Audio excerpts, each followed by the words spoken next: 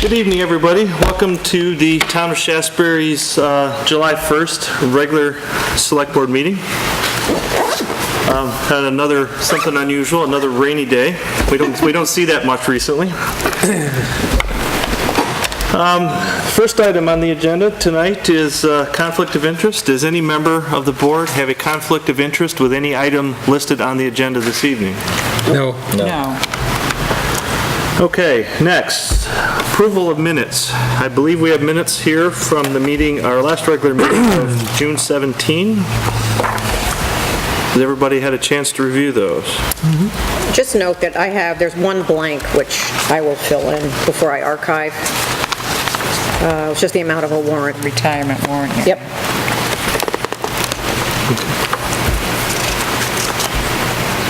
All right, do I have a motion to approve? Motion to approve. Second. Is there any discussion? Any other corrections other than the one that Margie's noted already?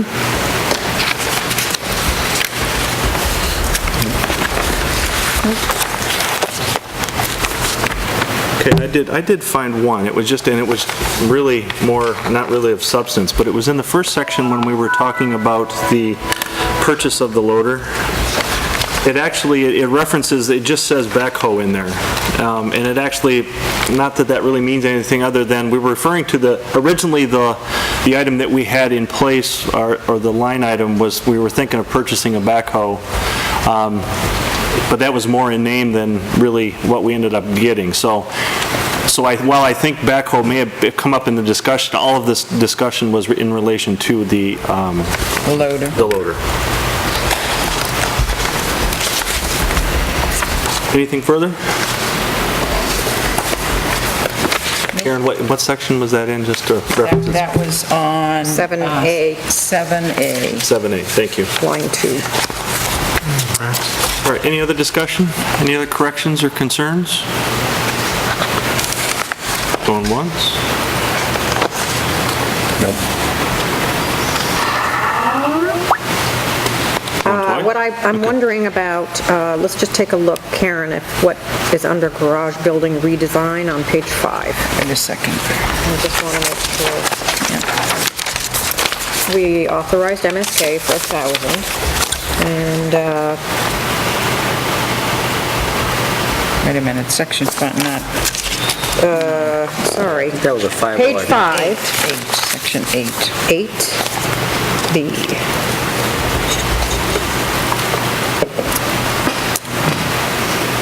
I think you were talking about the salt shed.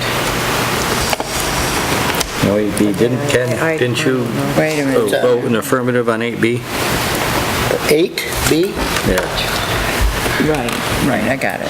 Well, I'm looking at page 4, but we're That not... was $1,000 to give to MSK to get us up to 20% Yeah, for the looking, bare what is bones. this, 4,000? No, you didn't on the first one. 8B.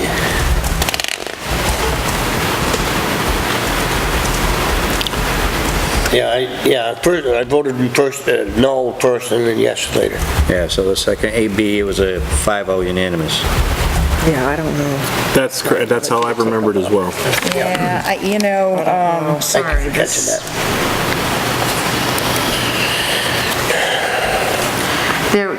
There's some I'm not confusion. quite sure on, let's see, 8, if you go down to the paragraph, not the last paragraph, the second one up from the last.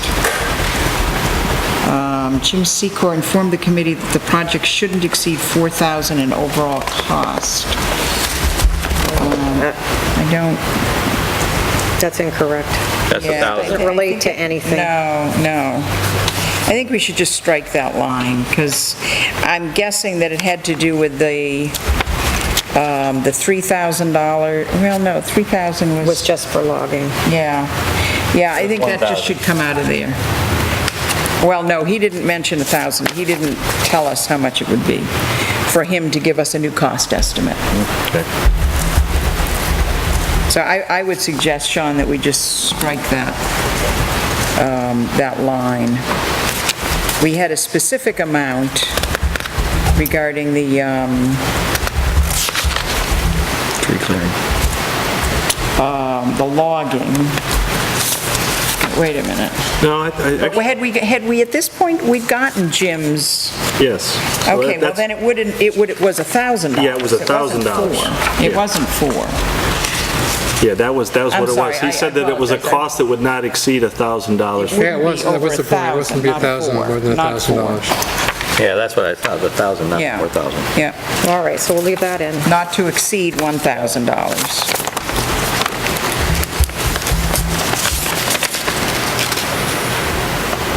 Then I think in the paragraph above, Karen Mellinger noted that the focus of the committee is to use a cost-effective approach in building and completion of the building.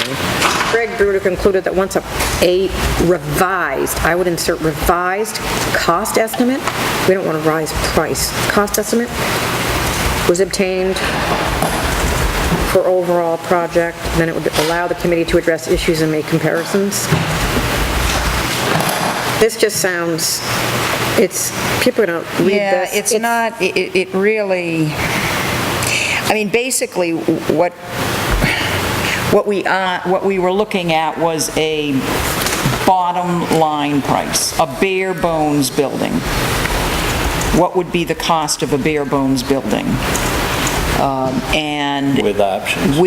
and then costs for options would be separate, so that it would give the board an opportunity to look at bare bones and then say, is that the way you recollected, Ken? Yeah. Yeah, so, I mean, I suppose you could say a cost-effective approach, but Okay, here's what But I that's suggest. not- Karen Mellinger noted that the focus of the committee is to request a revised gross cost estimate for a bare bones building or project, just say building, building, garage building? garage building, because Okay. it has to do with the building itself.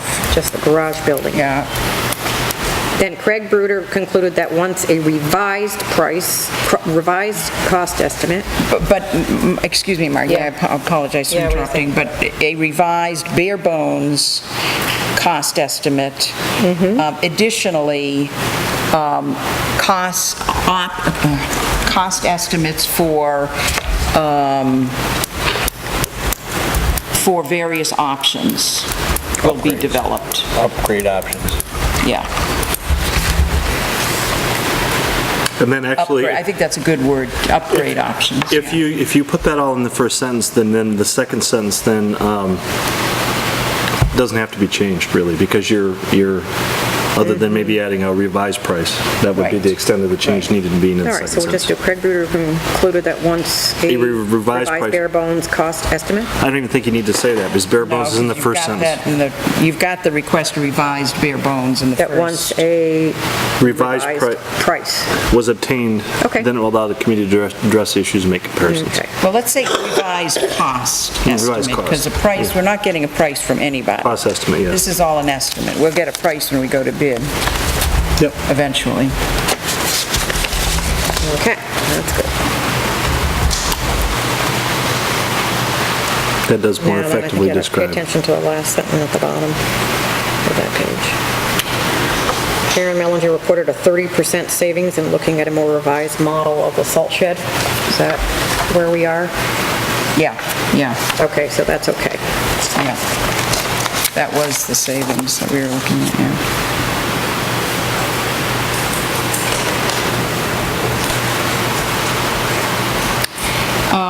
And on page 5, up at the top, consider a motion to have the lot cleared, we could say by a local logger, for a price that is under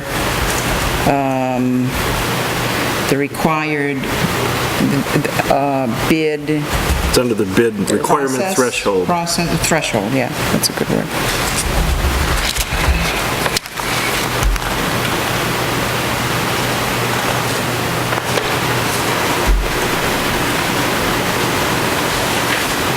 No, we're not burning brush, are we? I don't remember any. We thought that we were at this time, but we're not, Yeah.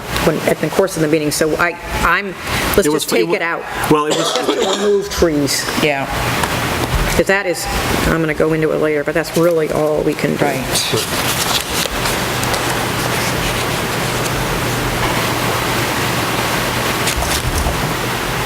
Was it September 30th or September 1? 30. 30, okay.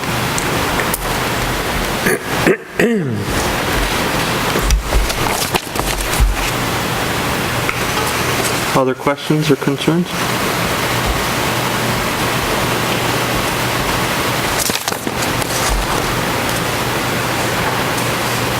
I don't know what we mean. Karen Mellinger cited that MSK Engineering had met the obligations of the Select Board in terms of the offer that was presented. I just was questioning. Yeah, sorry, I read these in Chicago, and I couldn't get my internet to download them today, so I apologize.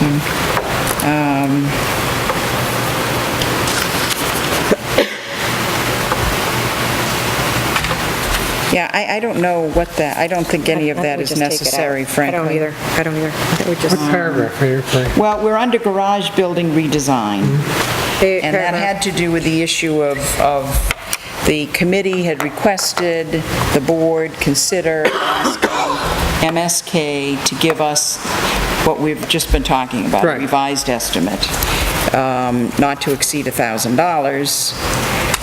That first sentence references, Ken, I believe, posed a question, he was concerned that before we moved ahead with MSK for anything further, he wanted to confirm that they had met all the obligations of the prior agreement.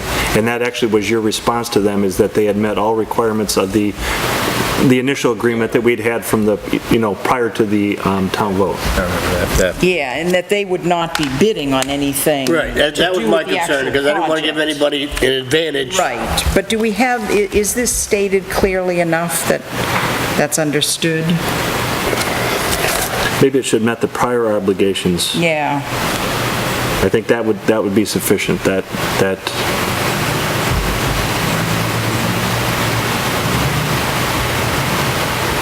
would get rid of that was presented, the original contract for design. yes. Yeah, I don't think the Instead of obligations of the offer. select board in term, yeah.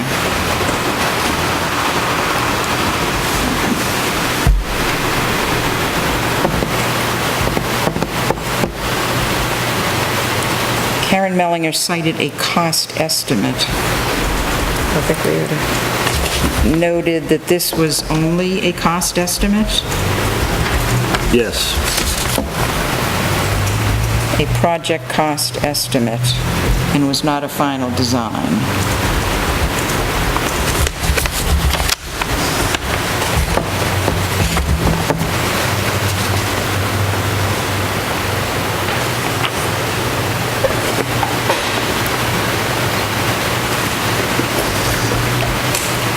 Okay? Is that Okay. Thank you, Margie, Yeah, I got this. for, Did me, hold on one second. Because we didn't we take another vote on that? And Ken agreed? yes, we already covered that, yeah. That's, Yeah. okay, you've already? Yeah. Okay. Because actually, Got it. after clarification, Ken actually voted for that. Yeah. Okay, and that's in our, Yes, Sean's already got that one. okay. Sorry, Sean, we're putting you through your paces tonight. Where did we go along here? And I scrubbed the rest of it, but I wanted to leave that for Karen. Okay. Except the discussion and details about the penalties for the ordinance was something that I was working on something else at the time of the discussion, so I don't know if we want to just have a general statement in the minutes about discussion of penalties and waiver fees and not have it like a transcript. This is page 6, under number 10. What's your concern? Okay, Carl? Yeah, I remember that. Because you were very active. Yeah. If we go to number 10, Yeah, I Second one. read it before, yeah. What's your concern? that the conversation is correct. And It's kind of correct. When I read it earlier today, it's kind of correct, but not worth wordsmithing for. Yeah, okay, It basically got the point across. okay. Okay. Anything else? Karen, you're looking at that intently. Nope, I'm good. Studying intently. Carl? Mitch? Great. Ken? Margie? There being no further adjustments, Move to approve the minutes of June 17th Second? With changes. with changes. Amended. as amended. Being no further discussion, all those in favor of approving them signify by saying aye. Aye. Any opposed? Any abstentions? Motion carries unanimously. All right, next, we have to pay the bills.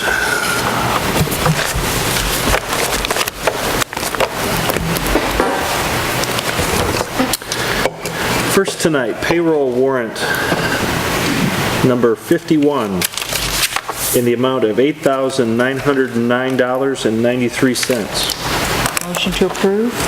Second. Any discussion? There being none, all those in favor of approving payroll warrant 51 signify by saying aye. Aye. Any opposed? Any abstentions? Motion carries unanimously. Sean, I've given you copies of all of the warrants, just to let you know. Next item is payroll warrant 52, coinciding with 52 weeks of the year, so this would be the last one for the fiscal year 13. This warrant is in the amount of $9,476.69. Motion to approve? Second. Any discussion? There being none, all those in favor of approving payroll warrant 52 signify by saying aye. Aye. Aye. Any opposed? Any abstentions? Motion carries unanimously.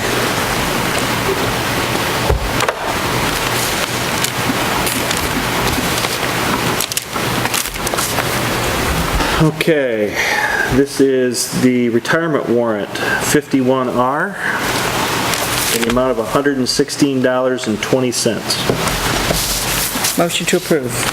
Second. Is there any discussion?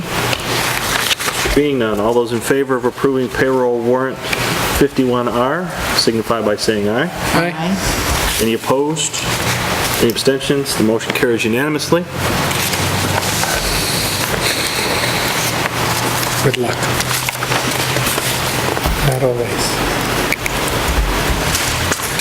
Next, we have the Beamer's quarterly payment in the amount of $6,205.35.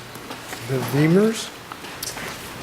We have, the majority of employers are on the defined benefit plan, and we pay quarterly. Good. The every other week one, the much smaller amount is one employee only for defined contribution. Got it. Thank you. Motion to approve? Second. Is there any discussion?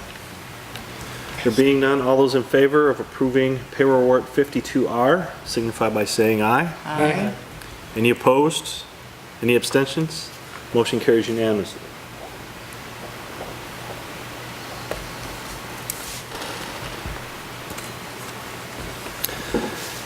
Last but not least, check warrant 01, first one of the new year.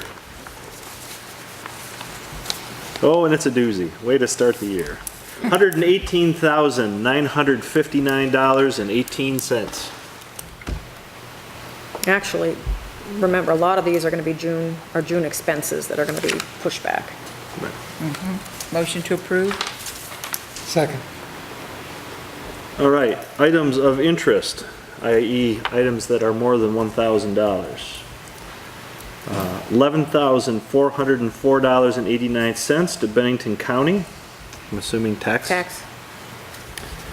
Bennington County Sheriff's Department, there's two on here totaling just over $1,400. One is their regular installment for between May 10th and June 3rd at $1,195, and then for security after a recent house fire, which was $240. To Ken Coonrat for the stipend as the cemetery commissioner. or cemetery superintendent, I'm sorry. It's his stipend and expenses for the year, $1,049.39. William E. Daly, $1,052.43. Green Mountain Power, 2 invoices totaling just short of $1,200. 9 invoices. 9 invoices? I'm only We have showing. 9 accounts, Oh, okay. at least. All right, well, it looks I like think it's there's just. another one. I think they're just combined then into, Yeah, into 2 line items, I'm sorry. Yep. HL Fuel Incorporated, 600 gallons of propane at $1,067.40. That's our pre-buy for the year. Okay. John Deere Credit in the amount of $38,201.19 Debt service. for the grader. Not the grader, the backhoe, 211. Kansas State Bank, payment 3 of 5 on this, I believe, is on the actually the This is grader. the 2. The The grader grader and truck. in truck in the amount of $46,496.03.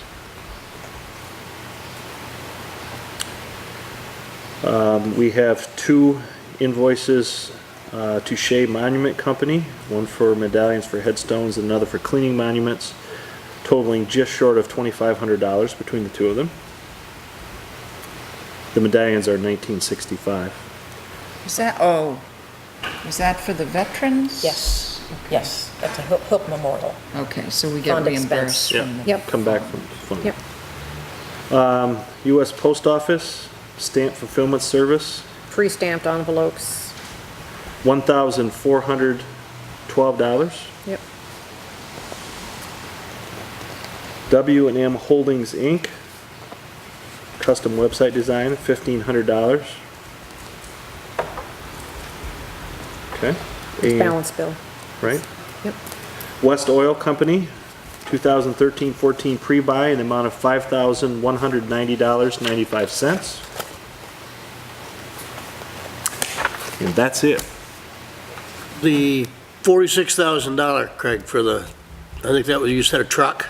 That's for the grader in one of the trucks. Margie will tell us which one momentarily, but it's one, we bought them, financed them together, the Okay. grader in one truck, and that's one of 5 installment payments. Okay. That's the end. We do the first one or the first of the July each year. It's a dandy. Yeah. Which truck is it? Actually, it was reverse. The 38,000 was the grader, and then the 46 is the backhoe and truck 2, the 2012. Oh, okay. So that would be the tandem The tandem and yeah, and the tractor backhoe. correct. Okay. It's the other way around. We are, gotta double check our labels here. Any other questions? No? There being none, all those in favor of approving check warrant number 1 in the amount of $118,959.18, signify by saying aye. Aye. Any opposed? Any abstentions? Motion carries unanimously.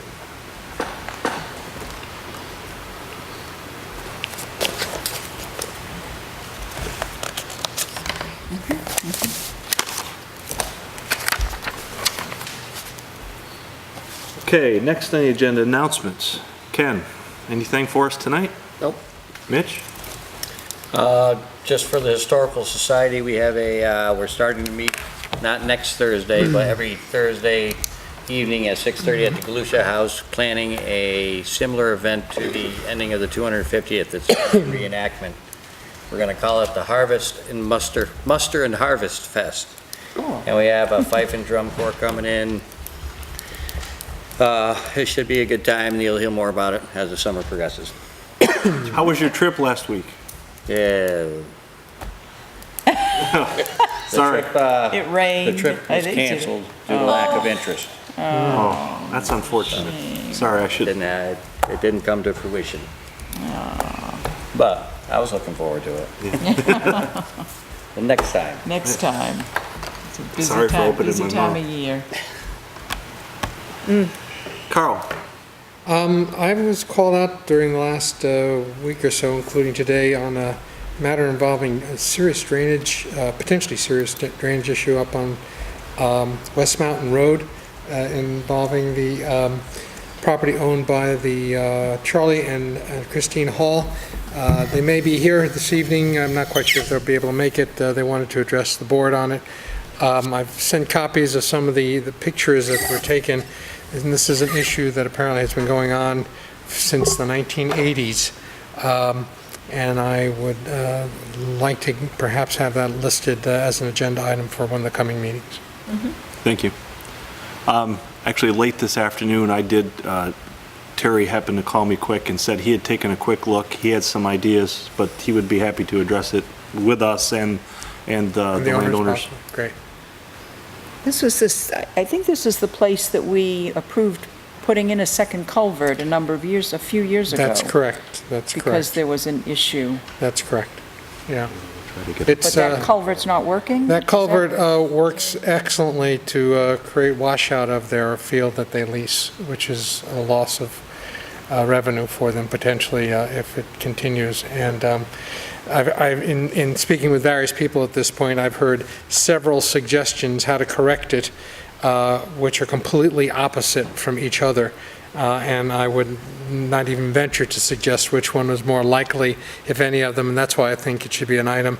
It may require a little bit more than kind of you or me or Craig or someone going out and looking. It's going to take some collaboration, Carl, Yeah. because the crew that have been on the crew the longest know that the landowners have at times over the past clogged the culvert on purpose.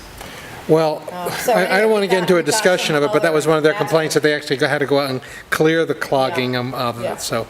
You guys, there's more That's to why it than meets the there's, eye. I'm not about to get into it. I have quite a bit of documentation, partially which I forwarded, by no means all. Right, because what I remember was that culvert going in where the landowners wanted it. So I agree, we need some discussion on this. Okay. Karen? Just wanted to report, as you all know, we had been working with a group of folks from the school. Margie's worked hard on this with Tim Scoggins to get the speed limit lowered coming through the main center of town here. The traffic committee, the state traffic committee met on June 21st to take up the issue. Tim and Larry Johnson went up to Montpelier. Alice Miller and I were on the phone from here with the committee. And it was a really wonderful conversation, and ultimately they did agree to lower the speed. They had initially been advised by one of their engineers to come down to 30 miles an hour. In listening to the appeal from the town, they agreed that 25 was reasonable. Essentially, what's going to happen, the state will put the signage up. They indicated in a letter that Margie received today that work order will go out soon. So we will see signage, and from Cleveland Avenue on the southern end, from Cleveland Avenue up to the 67A. intersection of 67 and 7A, that will be a 25-mile speed limit.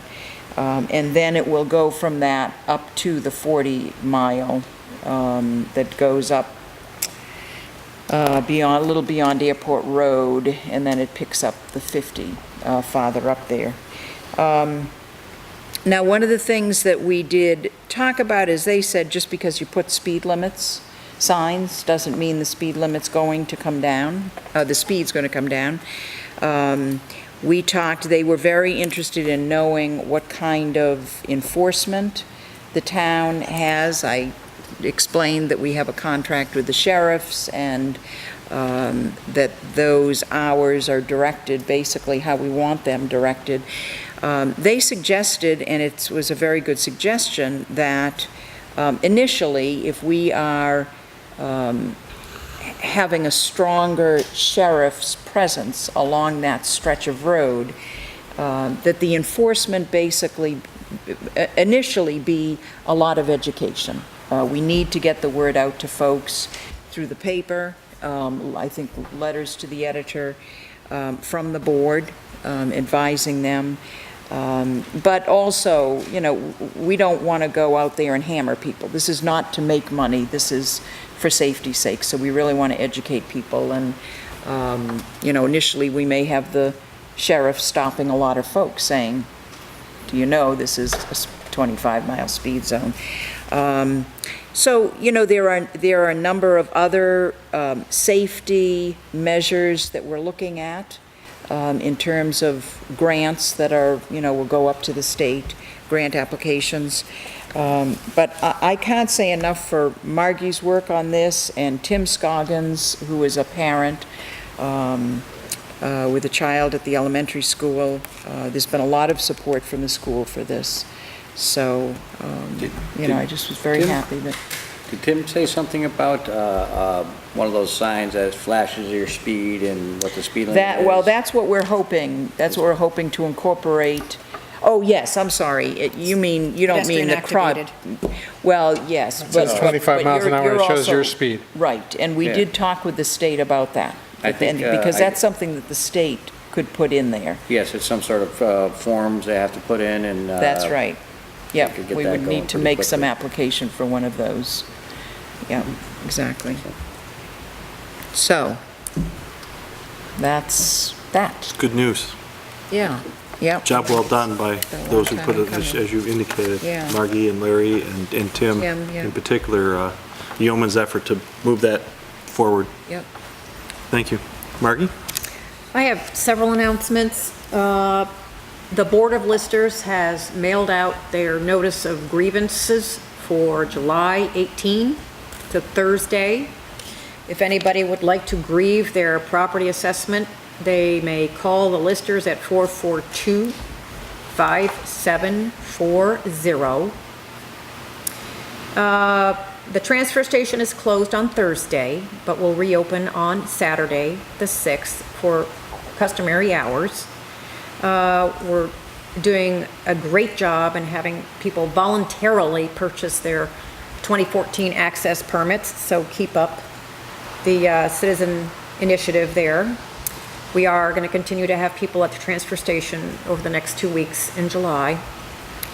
And along the issue of rainfall, if you are witnessing culverts that are malfunctioning, that seem to be plugged, if you're getting water where you have never seen it before, please be patient, but take note, and then file your comments with the town, either me or with the road foreman.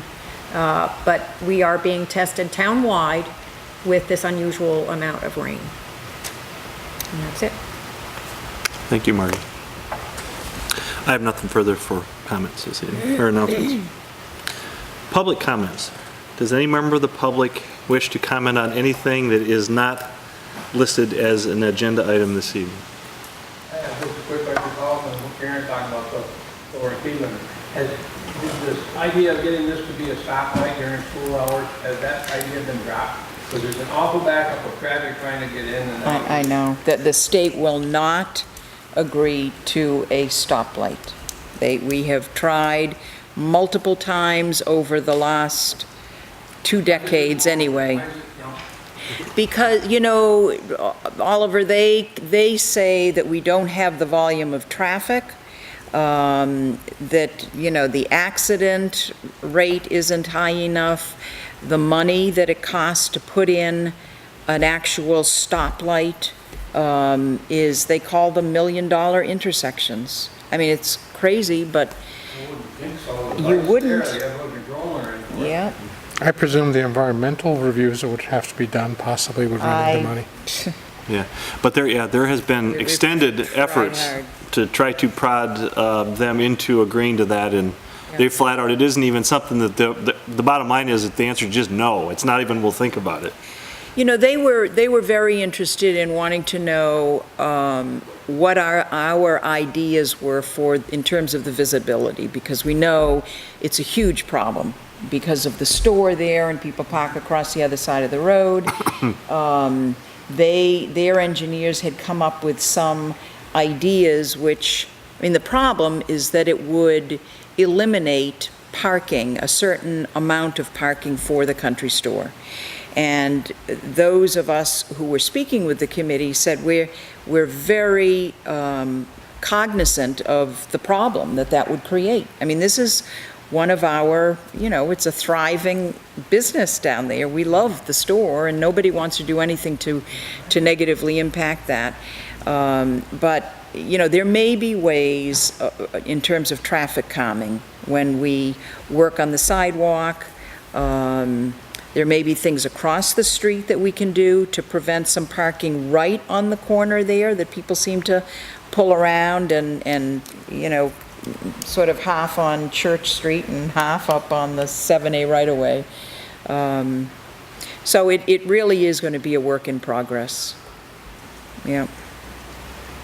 Craig, has anybody, I've noticed, especially in the afternoon, when the school's letting out, if there's anyone parked on the east side of 7A for several hundred feet on that right-hand side, it's almost blind if you're from the south. And that's where they're gonna get you first, is that right-hand lane. Right. So if you could put a sign, I wonder if we could put a sign in there, signage in there, from the corner south, a few hundred feet, no parking for 45 minutes or an hour when the school lets out. It's a possibility to look into that. There again, the problem that we have with signage on 7A is State road. it's a state highway. Yeah. But we can We can ask the question. check with District 1. Yeah, I mean, good idea, if you're in a car, Yeah. it's terrible. If Really you're in impossible. a pickup or something higher, Right. it's not too bad. Right. But, I mean, it's bad enough to watch them on the north by the store, but Yep. I just had another thought, That's just a popped great into my idea. head as we're sitting here talking. How about on East Road, or on Buck Hill, as we come out there, how about a right turn only at 3 o'clock in the afternoon? From 3 to 3:30. That's right, make them go around the block. Make them go around the block. yeah. I mean, just again, another suggestion, may or may not fly. That's a great idea. Because of the fact, I mean, yeah, so you have to drive a half a mile out of your way. We're getting to where I think we're going to need to go anyway. Yeah, it's, yeah. People are it's- beginning to establish a traffic pattern that works for them. And Right, some people do exactly Yeah, that. exactly. Some folks, Well, of course, you got school buses there too, same Right. time, Right. which just adds to it. Yeah, exactly. Yeah, it's a I was problem. there just a few weeks ago, right near the end of school, and it took at least 10 minutes to get from the school out to turn, It- Yeah. Again, rather have it take a little more time and nobody get whacked, but Right. nonetheless, if a right turn only there might just eliminate Right some of turn the only from 2:30 till 3:30. 3:30 or something like Yeah, that. yeah, exactly. Yeah, exactly. Anyways, thoughts for food our for own thought, I little guess, moving committee. forward. Yeah, yeah. All right. Thank you. No public comments other than that? Thanks, Oliver.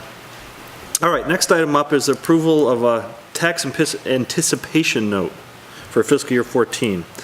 This bill will give us a little bit of details on it, but this is an annual event that we do. And the idea behind this is seeing that our taxes are not due until later in the year. This allows us to, it basically is a line of credit for the town in anticipation of the taxes we'll collect later in the year. It allows us to pay our bills between now and November. Sorry, Well said, sir. sorry to take your thunder. Well, that's essentially it. Bill, can you take the microphone in front? There's one right there. Sure. Thank you. Each year, we ask the select board to approve a tax anticipation borrowing. This is structured as a line of credit, so we only draw money as we need it. We're starting the year with a fund balance, but this evening, for example, we've spent $120,000 in round numbers, and we do have some significant expenditures at the beginning of the year that we cannot fund out of cash flow. And so it's necessary for us to borrow. The line this year is set at $400,000. The interest rate on the line is set at 1.3%, which is lower than last year.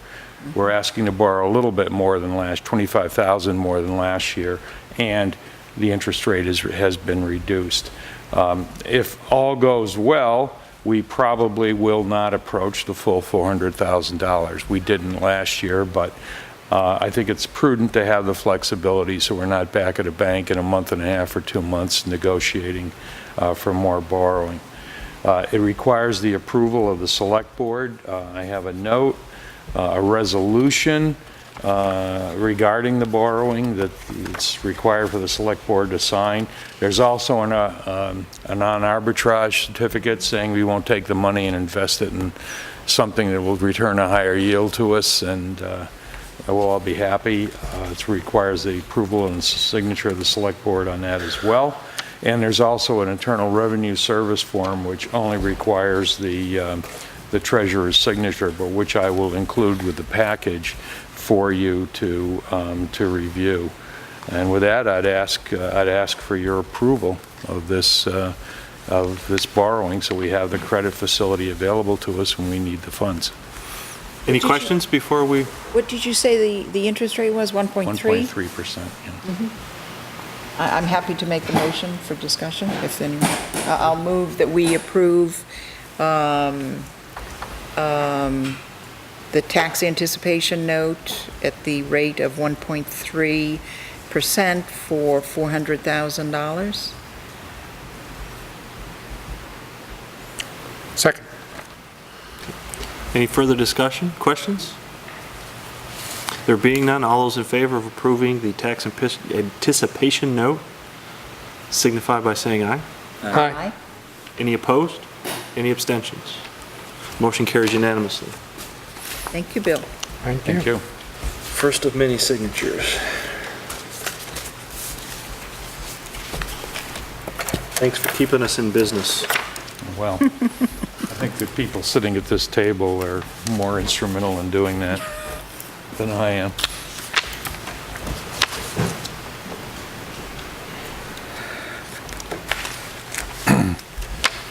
You said the IRS documents for your... That's my John signature. Okay. Shall I leave that with you and Marty can return it tomorrow, or I'll be happy to stay here and whatever? Okay. All right, great. Thank you. Thanks again, Bill. Thank you. Mr. Chairman, may I ask a point of order? everybody. Yes, sir.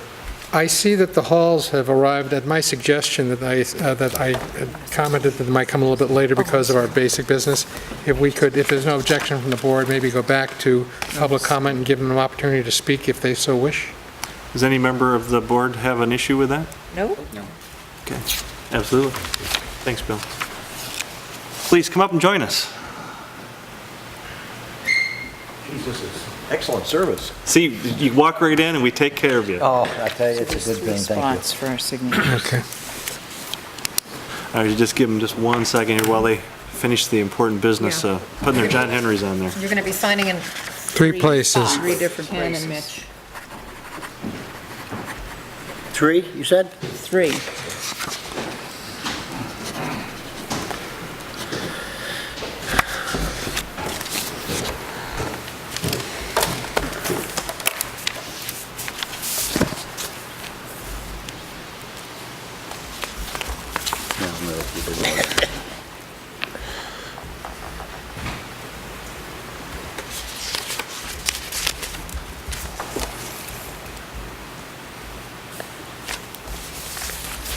Is this your copy or mine?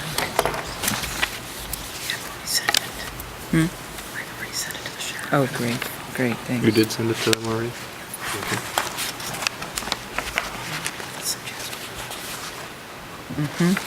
Great, great.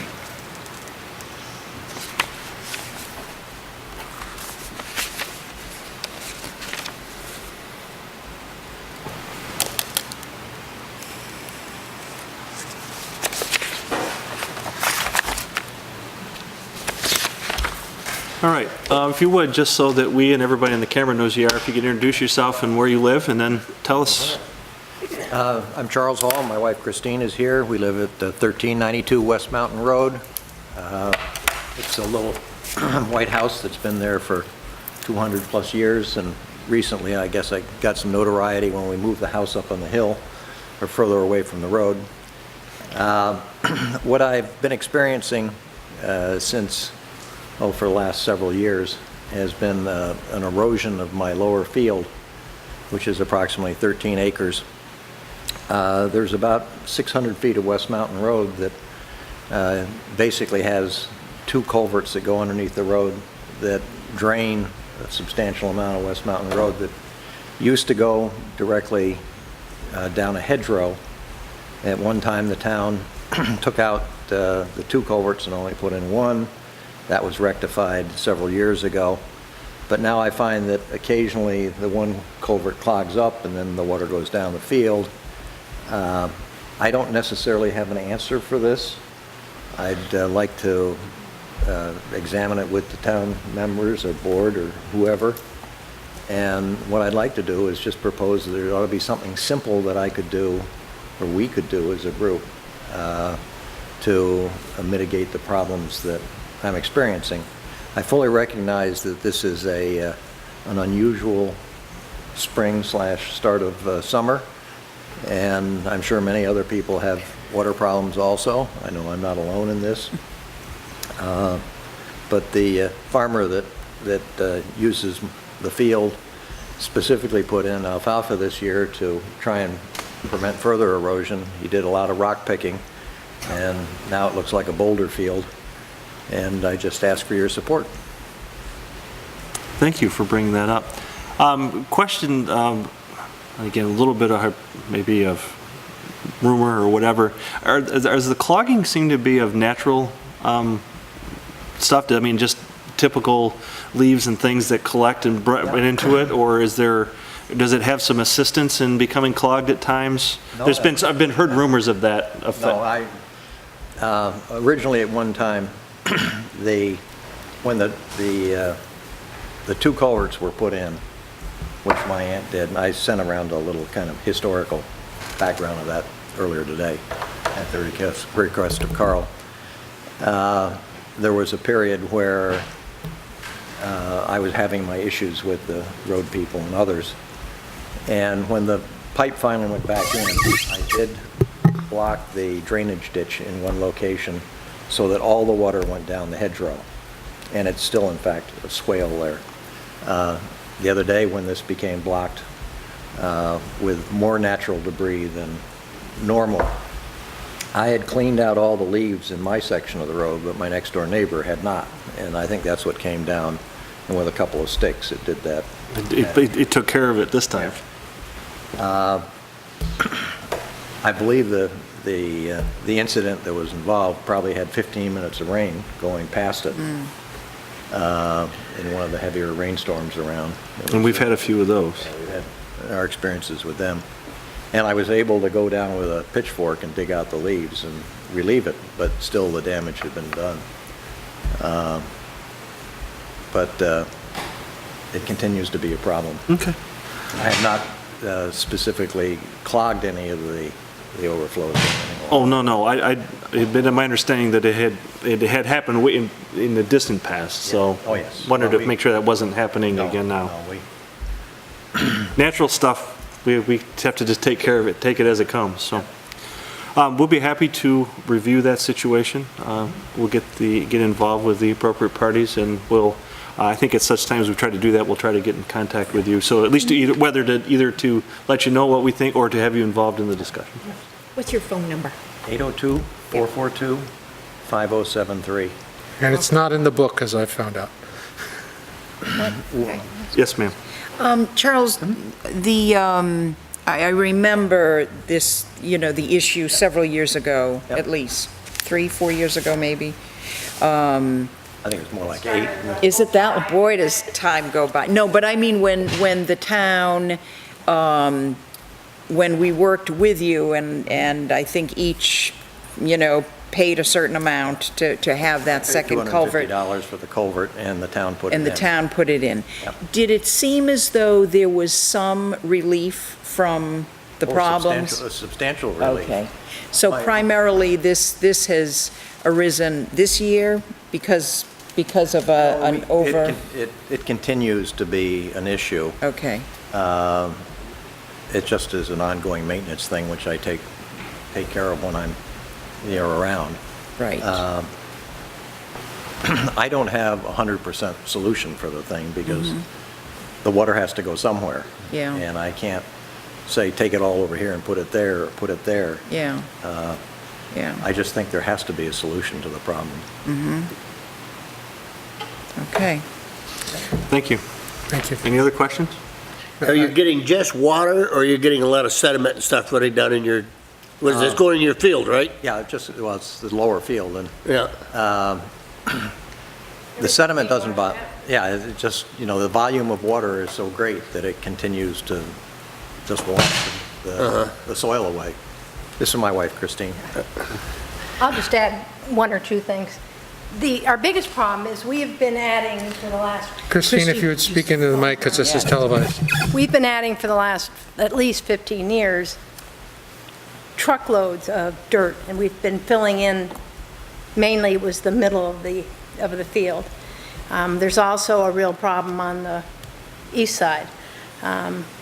It has gotten, since that one culvert was put in, and they put a bigger one in the middle, and the one that's on the west side is at a 90-degree angle to the road. There's no... No translation, the stuff Right, comes down. right, Right. right. It Where has the to one take in the a- middle does have a bit of a Yeah. angle. Yep. So it's just that we had a problem back in '04 and '05 when the town took the one out.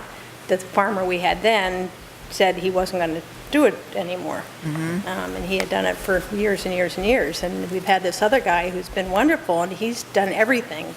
He spent 5 days this year totally leveling the field, filling it in, and I understand the weather, but there's more to it than that. I mean, we're really, all the water from a property down from us to a property on the other side, we've got the 3 culverts that are all draining the whole mountain down our field.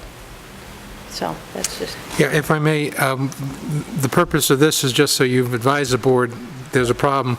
We've already discussed before you got here that we'll be putting this on as an agenda item. I presume before we actually discuss it again, we'll probably all want to get together and then see what the board would have to vote on, if anything, to allow the town to participate in correcting it. Okay? Thank you. Thank you for coming to visit with For us. coming, yeah. Thanks for putting me up.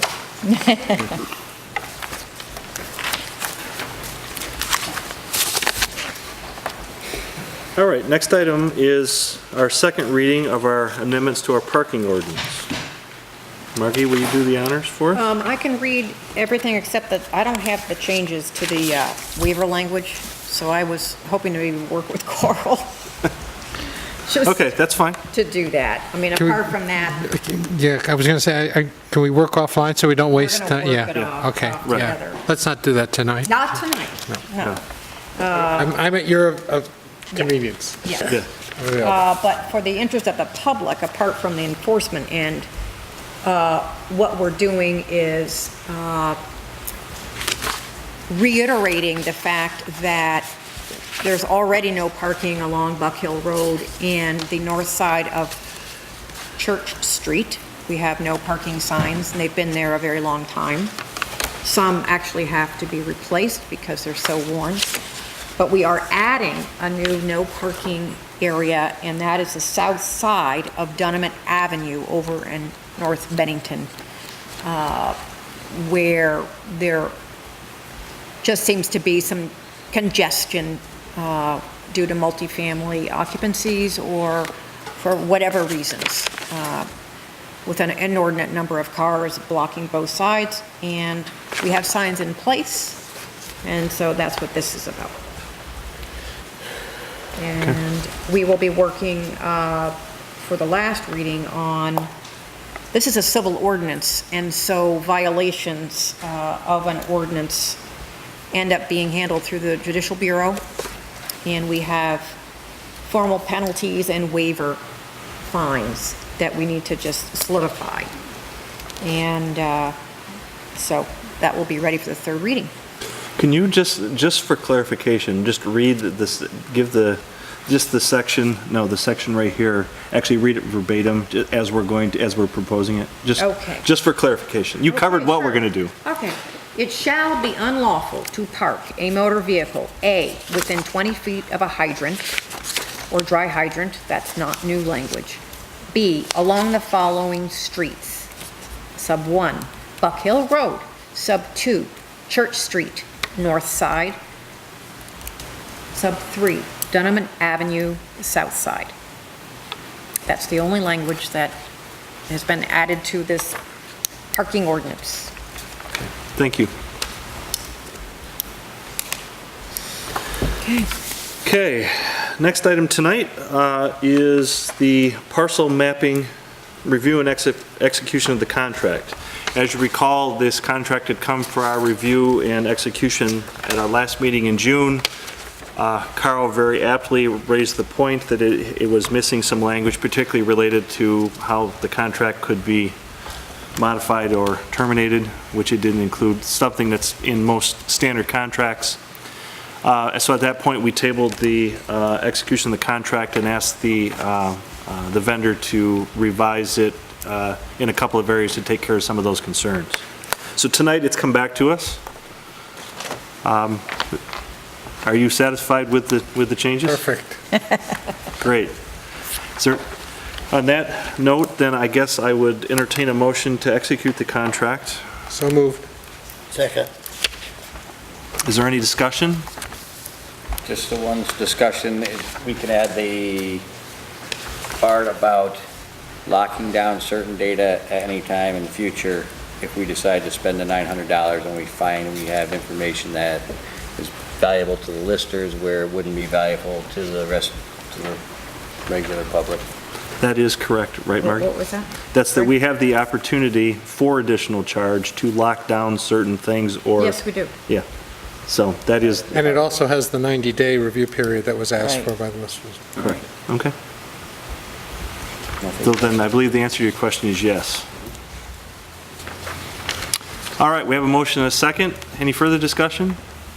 There being none, all those in favor of approving the execution of the contract with Cartographic Technology signify by saying aye. Aye. Any opposed? Any abstentions? Motion carries unanimously.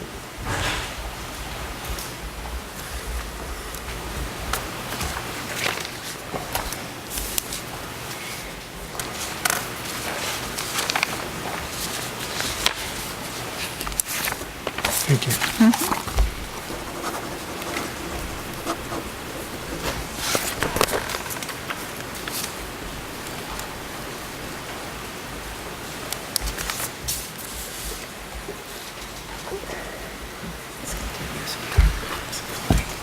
It is coming down hard. Yeah, it is, it's incredible. I had heard predictions of 3 to 5 inches possible in areas around here today. I'm glad I bought a boat last year. And you put your house on top of it? A life raft is the closest. Anybody think about buying a boat for the town? Yeah. Yeah. Set coal hole on it, it'd be an ark. One of them army ducks would be good. Yeah, Right. that would work. I thought one sank in Boston a week or two ago, didn't it? Did it really? That's, Really? yeah, See the That doesn't amphibious happen. things? The duck boat. All right, next item on the agenda relates to the road crew liaison role in a recent petition. Last week, or at our last meeting, Ken Harrington advised that he had in a petition, which I have here, the copies of it, or the originals actually, had a petition signed by approximately 80 members of the community, give or take, that had requested that Ken be added as a co-liaison to the road crew. At that time, I had indicated that we would review that at the next meeting, seeing it come up at the end of the meeting. It wasn't a warned item, that we'd review it, and in deference to the voters, have done so, as promised. Did a little background work on this. As a number of voters felt pretty strongly that they wanted for us to review this, we felt that was the right thing to do to make sure that they understood that their voices are being heard. But I thought it would be helpful as part of the process to kind of reiterate for the public as a whole, as well as even for some of the members on the board, the role of what the liaison actually does for what we do as liaisons to the various committees or department heads in the town. Because quite frankly, I know that my understanding of the role is far different today than it was when I joined the board a few years ago. So maybe for the better, I think, or I'm not sure, one way or the other. But anyways, just to make sure everybody's on the same page and so everybody kind of understands it. The liaison is really, or is strictly set up to be a conduit for communication between the select board and the committee or appointed official or department head to which the liaison is assigned, or that we assign the roles. The primary reason that the liaison role was developed initially, many years ago, or a number of years ago, was so that the committee or appointed official or department head had a clear understanding on how to best communicate with the select board, and basically to whom specifically they should communicate. The idea being is, for any of us that have worked for various organizations or groups, it can be kind of difficult to have multiple bosses or multiple people that you have to communicate through. So the idea behind it was to have a person on the select board, whether it was a question or concern or a place to direct correspondence to, et cetera, so that they didn't have to do it to 5 different people. It's also important to note that the liaison has absolutely no individual authority to direct, any of the actions or inactions of the duties of the parties to whom they liaise. We as a board, individually, are only citizens of the community. Together, we can, by our democratic process, authorize the town or help the town to operate and basically, take care of putting the funds out where they need to go, et cetera. So I think that's one that I hadn't fully understood, I know, when I came on initially, that it's become clear to me now. In relation to the, specifically to the road crew, I know that that's a conversation that Terry and I and Margie have consistently, is that I'm here to help kind of bridge the gap. I can throw in my 2 cents now and again, but the bottom line is that it's up to Terry and Margie ultimately to make sure the job happens. Terry to execute it, and he and Margie to make the decisions on how it operates. Hopefully I don't get in the way too much. From legal standing, this was the thing that I wanted to check on, because generally when you have a petition, signed by the appropriate number of voters, which I believe in this community I think is 30. The last time I had to. Well, it depends on the issue. Yeah. I mean, if you are trying to change something that's been voted on or approved, many times it's 5% Okay. of the voters in Okay. town. So 30 is to get your name on the ballot. Okay, all right. So anyways, the point being is that, thank you for that clarification, though, because is that if a petition comes to the board, it may require action of the board. I was able to check and determine through our town legal counsel that there is no statutorily defined liaison rule or law in the state statutes. The role of liaison is a role that was developed by the select board, people well before us, to hopefully provide the more efficient and less confusing, easy for me to say, less confusing communication. So from that standpoint, that was the idea behind it, is that they didn't have multiple people to have to talk to about topics. Based on that, and confirmed by our town council, Rob Wilmington, the appointment of the liaison roles is determined by the select board as a majority decision of the select board. So, as such, and the thing that I really wanted to be certain of when I came back tonight was that the board is not compelled to act on this petition. Whether or not we should or not, we can discuss here afterwards, but it's not required by statute that I was able to determine. So with that being said, that's kind of the background. I guess I'll ask my fellow board members their thoughts. The request specifically is to appoint Ken as, by the number of voters, which I'm going to go from memory. You said it was somewhere just north of 80? 60. 68. Oh, 68, I was wrong, I'm sorry. No, there's 30 lines on each page. Okay. And 8 on the next. So there's 68 voters have asked us to consider appointing Ken as co-liaison to the Highway Department. So I'd ask for comment from the board. Well, I'll just repeat what I said initially, which is that I think and I think you did a really nice job in describing it. This is a policy of the Select Board, and I think the whole intent of this is to facilitate communication between department heads and the Select Board. I don't see, I've been on the board, 9 years or something. I've never known there to be any need or request for a co-liaison. And I just see it frankly muddying the waters in a process that was set up to do just the opposite. So, I wouldn't be supportive of co-liaisons in any circumstance. So, there's my... Okay, thank you. Carl? I've thought about this quite a bit, and I commend you, Ken, for going as democratically away as you could to attain your obvious goal of being the liaison with the department. I think that's important. I think that was a reasonable approach. However, I look at my position, the way I look at the board, as the town has chosen me to represent the town using my best judgment.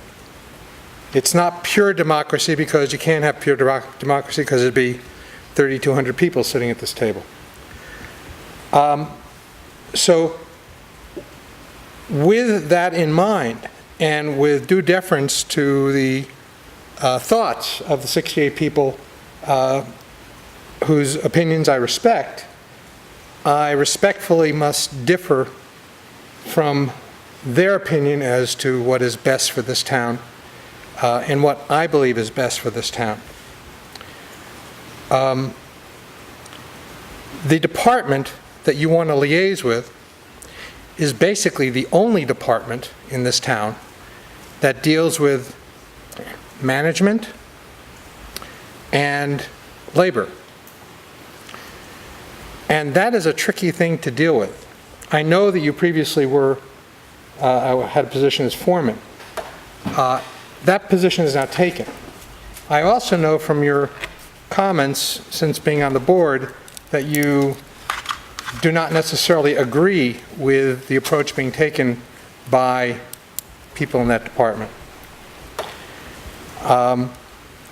I believe that the operation over the past several years since I've been on the board has worked rather effectively with the management oversight that has existed in the form of our now chair and Margie. I am very concerned, I would be very concerned, to change that dynamic when I believe it would not be in the best interest of the town to do so. For that reason, my best judgment is to keep the present review and oversight of that department as is, because I believe it's working effectively. And we've had very positive comments from the town. Granted, this is a town, you're going to get negative comments too, and I understand that. But I think it has worked effectively in my mind, and I do not want to jeopardize that position with what others may believe would be better. In my mind, it's better the way it is, so I could not support it. Thank you. Mitch, any comment? kind of want to say the reason I believe that you want to be liaison is, which I don't know, I mean, obviously, but I don't think you want to communicate to the board. I think from what you've said and what you've stated in the meetings, that you have major differences with what's going on. And I think that if you want to change something, you should do it from this side of the table than being the liaison to the town or the highway department.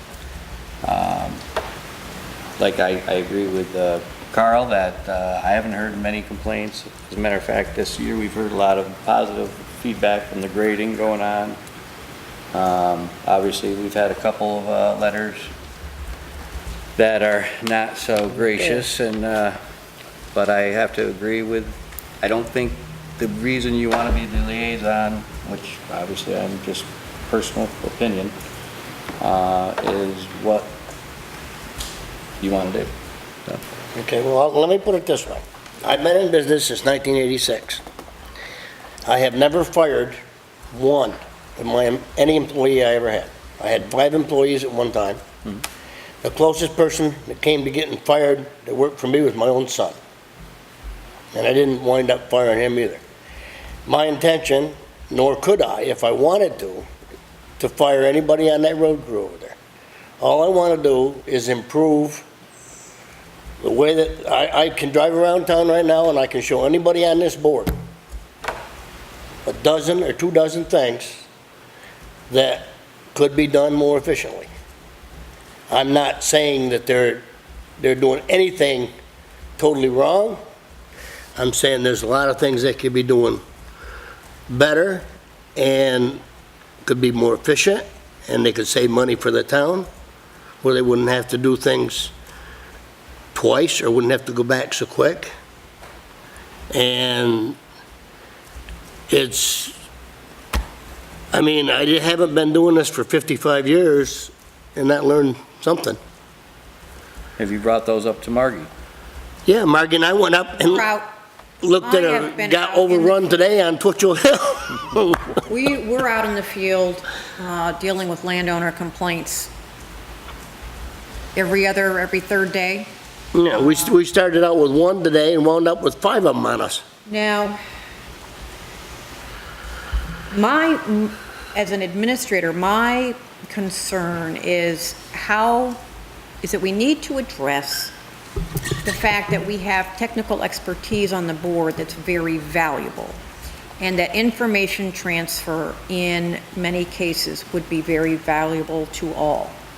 And I don't know if the liaison role is the way or the role for this person, for Ken to fill.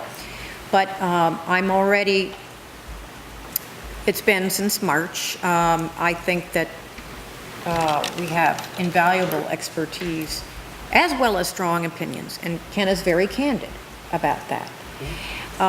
And The people love him or hate him for that. Well, also- That's their problem. Yeah, exactly. residents that I've talked with are also very candid about their thoughts. So I think what I would like people to consider, and it may be that we take home, the little homework assignment, is I really would like, I am intent on building and forging a partnership and a collaboration with a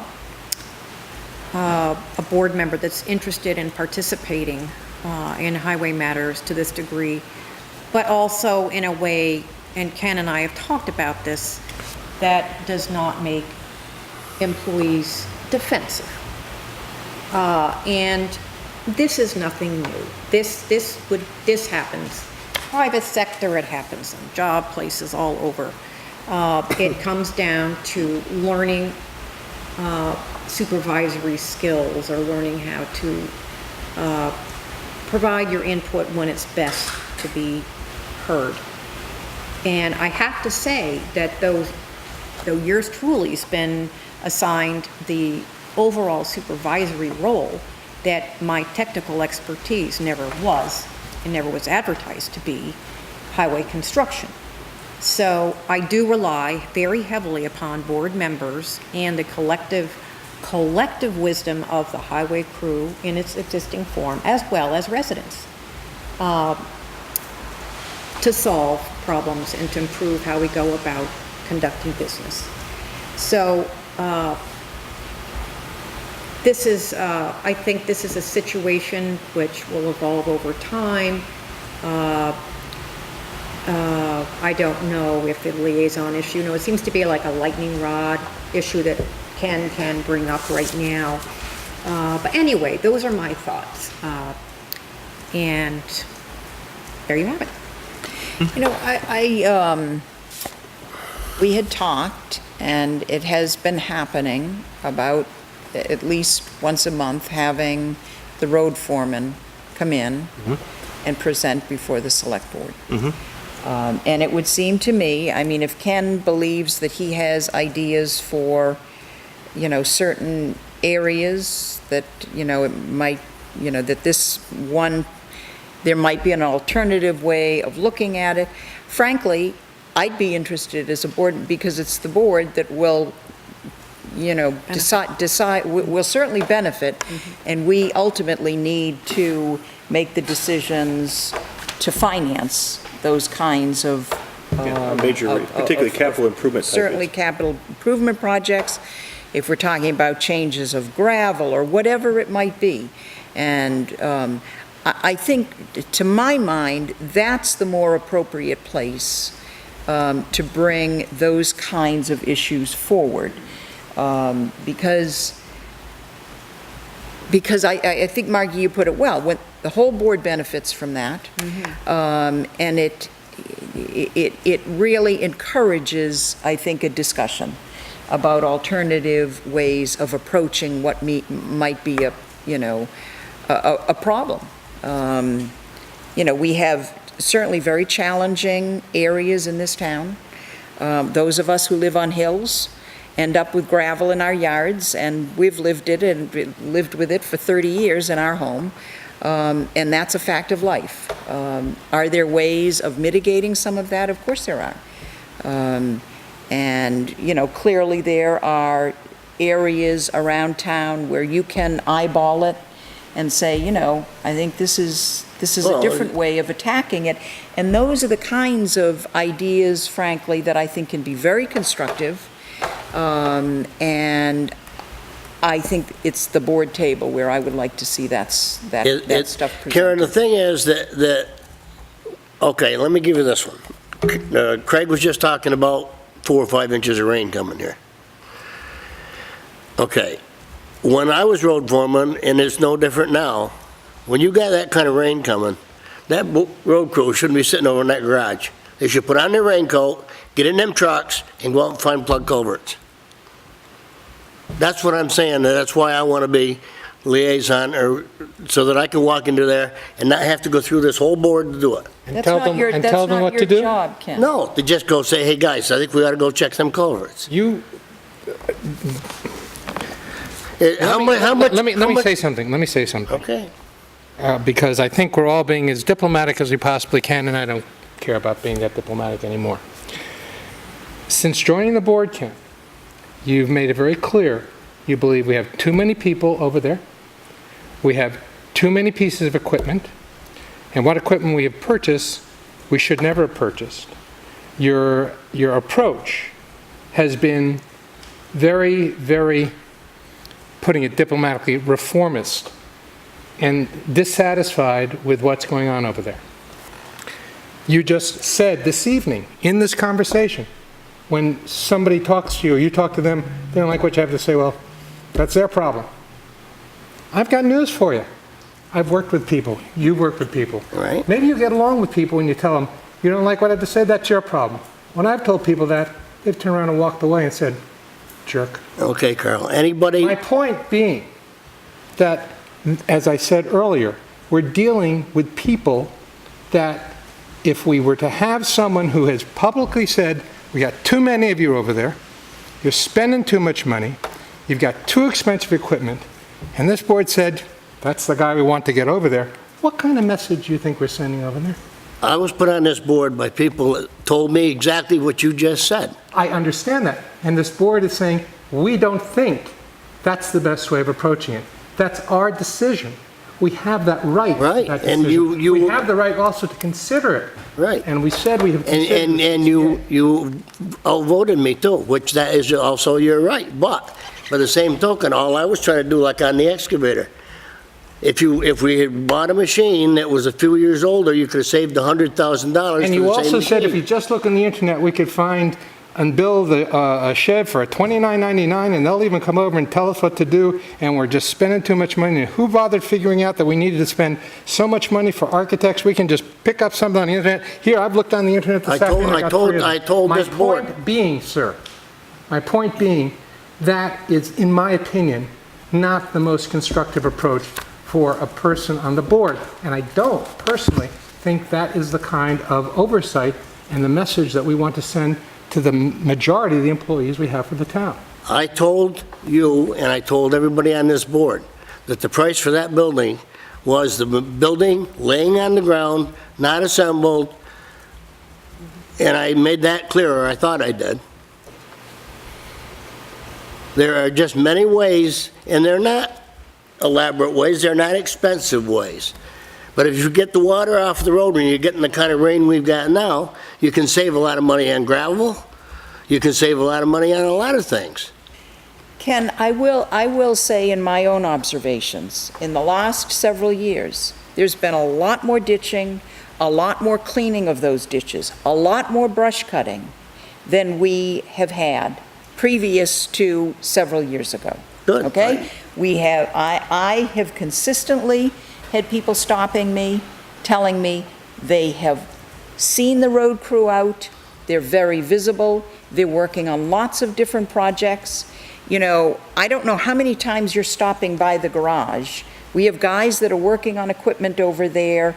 You know, I think it's not helpful. You know, you said this at one board meeting that you don't, you know, you certainly wouldn't want to be micromanaging. That's micromanaging in my, there's the one right there who is the road crew supervisor. So, and we supervise her. So I'm going to repeat what I said earlier. There's no question, we all have different levels of expertise on this board. It doesn't mean that any one of us take over any piece of the job. I think we're made a stronger board when we share the knowledge that we have with each other. And I want you to share that knowledge with the board. I think you have been surprised yourself. I would venture to say this, even with the garage, that you had a definite idea about the garage. You campaigned on it. This is way too expensive. We don't need this, we don't need this, we don't need this. I believe in participating on the garage committee with you, that you have seen the wisdom of certain decisions that had initially been made about the garage. The savings that maybe you anticipated we could realize on different structures can't be realized when you start adding in all of the things that really are requirements, not wish lists, but really requirements. So, you know, my hope is that all of us as a board can learn from each other. And when you're going over there, because it's a torrential rain and you happen to see 2 trucks in the drive and there's somebody in there and think, you know, you ought to be out there cleaning a ditch somewhere, I don't find that helpful to me as one of your fellow board members. But if you come in here when Terry is sitting in front of us, and frankly, the more important piece to me is even as we're looking at a budget season, and we're planning our capital constructions through the course of the year, that's where I think it can be tremendously helpful. And I think for all of us, you know, we need to have credibility individually.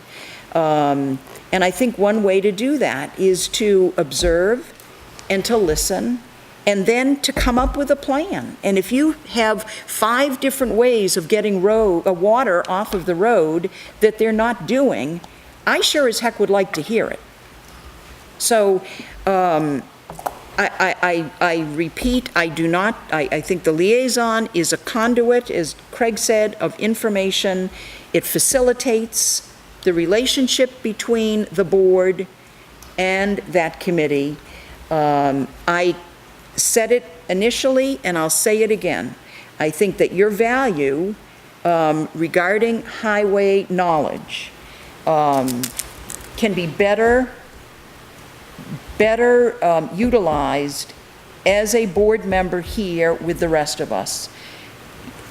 Giving us that knowledge and ideas and letting us all brainstorm together as to whether that makes sense, you know, Well, or I not. think I kind of misspoke when I said go over to the garage and tell them to go out and clean the culverts. The way I should have said was, this board should set a policy through Margie or whatever, that instead of sitting in that garage over there when you've got a hard rainstorm, that they should be out making sure those culverts are clean, because if you get a 4-inch rainstorm, you haven't got to have only one culvert plug and you can lose a whole road.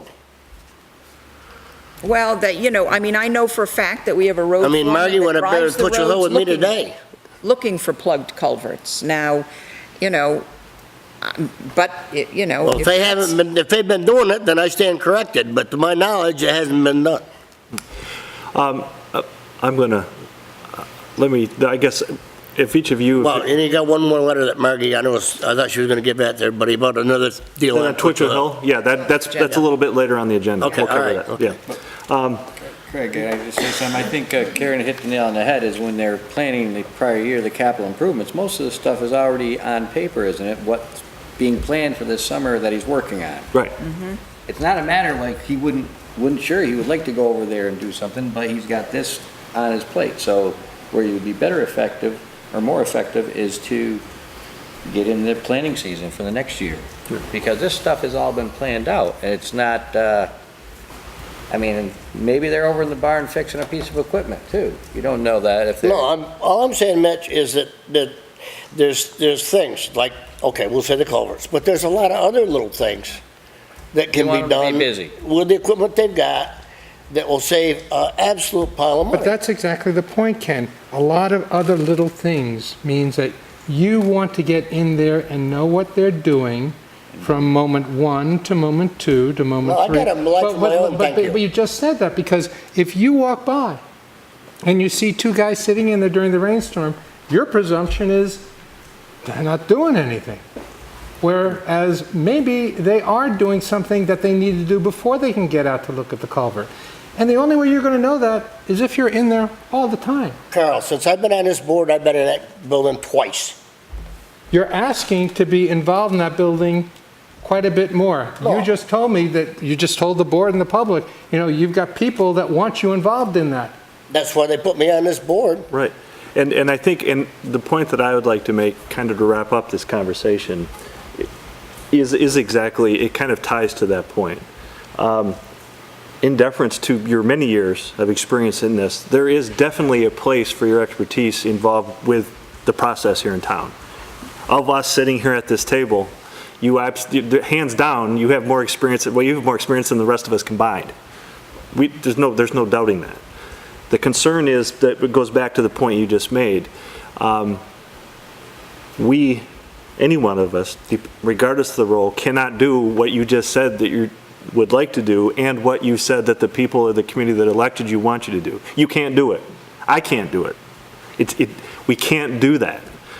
That's why it won't work. So what you're, and as I told you, when I first sat at this table several years ago, I had some similar thoughts, not with the road crew, but just in general, that if I'm involved with a liaison, I can kind of direct these people to do things. I can't do that. I'm not legally allowed to do it. State statute doesn't allow us to do that. We cannot do that. We have no authority as individuals to direct the people who are here in the town, the employees, individually. We do have the authority as the majority of 5 of us to direct them on how we want things done. That's the only way that we have authority to do stuff in this town. And for that reason, so what you're asking for, you can't do. Well, that's, maybe I gotta go through, I don't care how it's done, but I mean, through Margie or whatever. I used to have selectmen go with me when I was road foreman, and we would go out, the chairman of the selectmen. right. And I think I told the story to you one Yeah, time. absolutely. We've had that About discussion. the road getting all ice and everything. Yes, exactly, and I understand that. And that's some of the background that you have in experience in the construction stuff is valuable, and it needs to be utilized more than it is now. I have no question about that. I don't think there's any member of the board, as we've been talking, there's nobody that questions that. The concern is, though, there's also the other half of the equation that the liaison brings to the table is actually the backside stuff. The things, as you've indicated to me when we've talked a little bit, it's a different environment than it was when you were here running the show some 30 years ago. Yeah. There was a lot less requirements on you or on the community as a whole. You know, from plowing to requirements, how ditching's done, and some of it's, quite frankly, in my opinion, ridiculous, but it is the way it's got to be done now. There's a lot more tasks that need to be accomplished than there used to be, and there's a lot more requirements, legal requirements. If we don't do things, if we don't ditch the right way, we don't get state funds. Which in some of it is like, as I look at it just as a layman, I'm thinking this makes no sense. And I have done a little bit of work of, working with equipment and stuff. Not anything like you, but at least I understand what a backhoe is. Don't ask the guys about how well I operate one, but that's another story. But, so from that standpoint, and I guess what I'm trying to wrap up here is, your experience does have a mission here. It does have a place here as part of this. I personally don't agree that it's in the liaison role. For some of the reasons we've discussed, we're not going to rehash those, we don't need to. There is a place for you here. In fact, there was a discussion that we had, I think at the end of the last meeting, there was a landowner in here that was concerned about a stone wall and some drainage.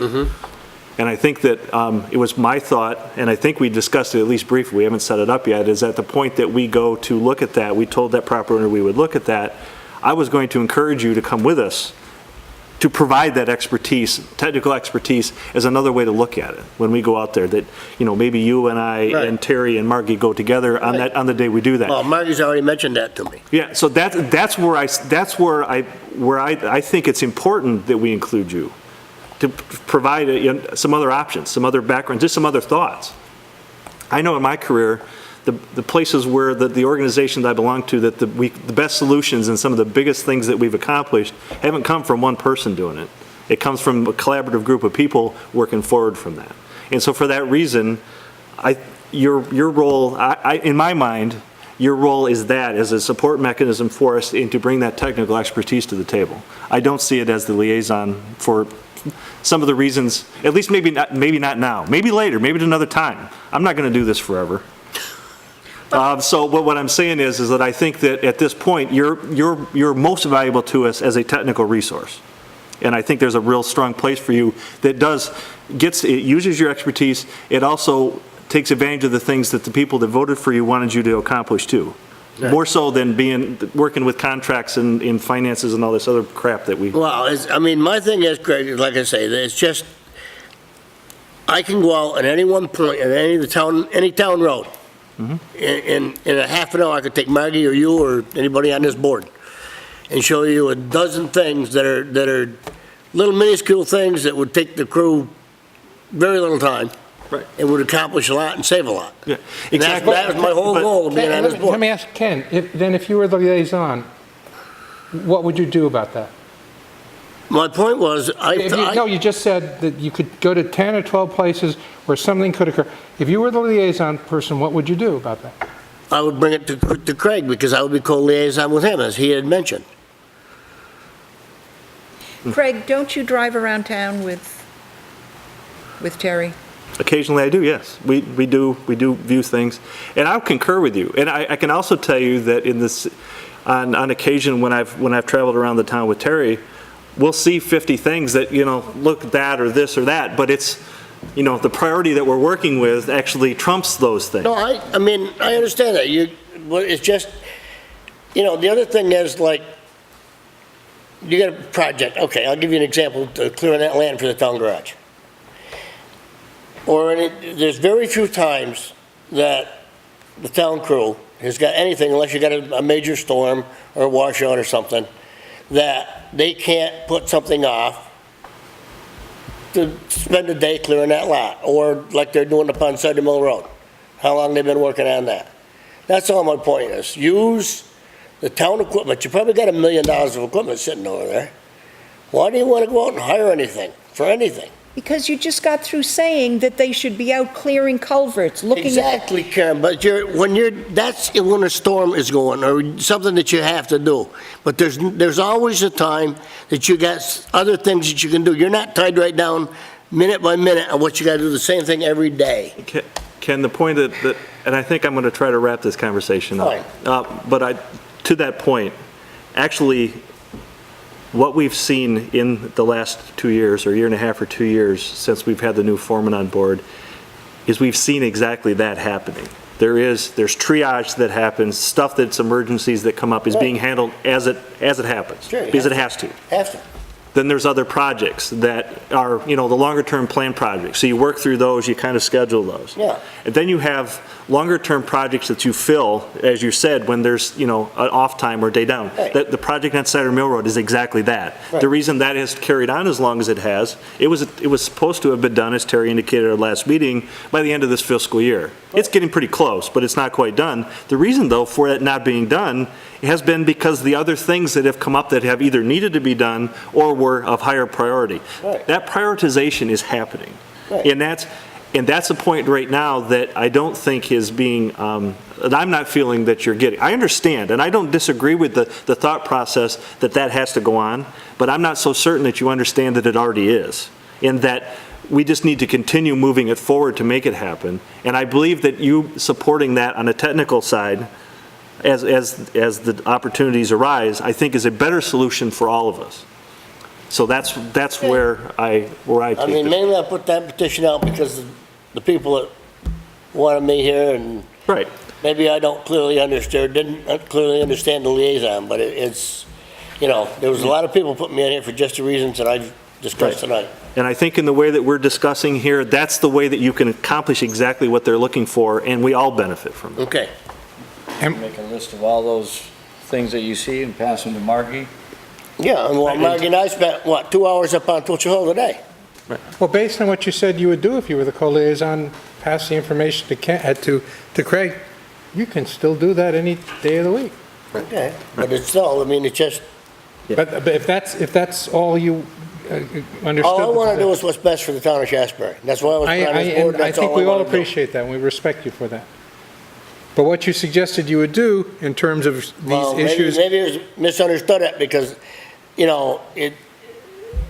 my feeling is this, we as a board set policy for what they do over there.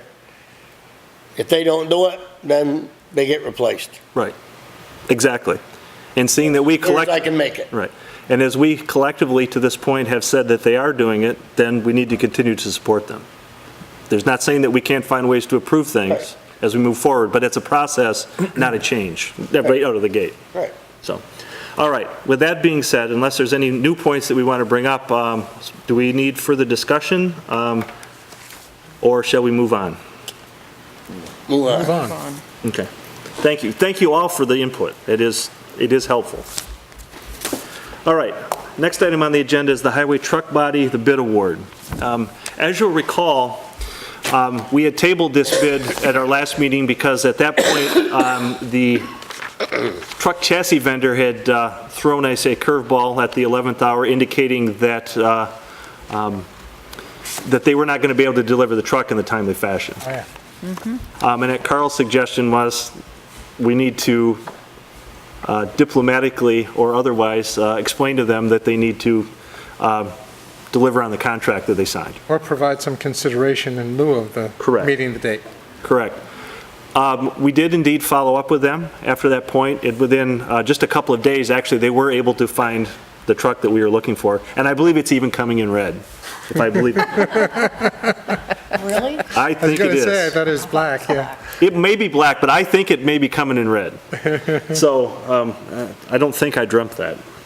But at any rate, they do have a truck that will deliver as necessary and as promised. So with that idea in mind, we can go back to the bid award for the body and plow that we had, because now we know which truck it's going to go on. And when we're going to get it. The one we're going to get. Kind of, sort of. Yeah, in red or black. All right, so with that being said, we've already reviewed the bid. I believe that we already agreed that it was the best of the bids. So I believe that it really is the formality of actually approving it. And Margie, if you would just give us the final numbers on it, so that Well, we. let's just also note for the record that, though the total bid was $24,042, that the foreman has elected not to request the light, the sound-off LED 3 mini light bar class 1. So from that total bid price, we need to deduct $940 for a revised bid amount that we will approve tonight of $23,102. I will make a motion that we approve the lucky bid in that amount, $23,102. Second. Is there any discussion? There being none, all those in favor of approving the bid to Lucky's in the amount of $23,102 signify by saying aye. Aye. Aye. Any opposed? Any abstentions? Motion carries unanimously, and I will sign on behalf of the board.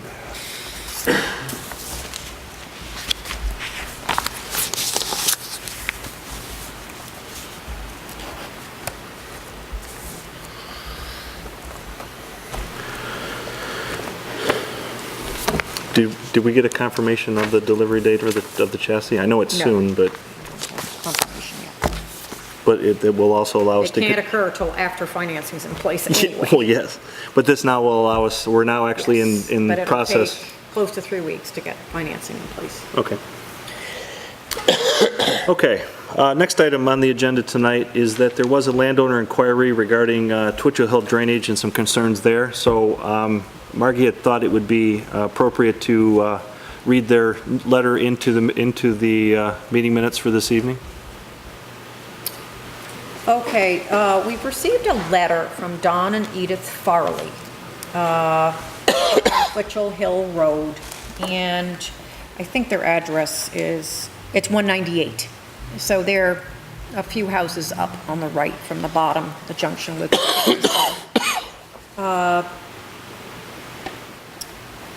Okay, the comments range from paragraph 1, what they are commenting about is the height of the new blacktop left sharp and dangerous drop-offs along much of the shoulder. The town, to alleviate the problem, filled in the shoulder with gravel, which was compacted but not sealed. The gravel shoulder stayed fairly well intact during the winter and early spring, but as of the event of heavy rains, a good part of the gravel has washed up on our lawn. It's also washing across driveways. But the main problem was obstructions due to the contours of the shoulder, which prevented the runoff from flowing smoothly.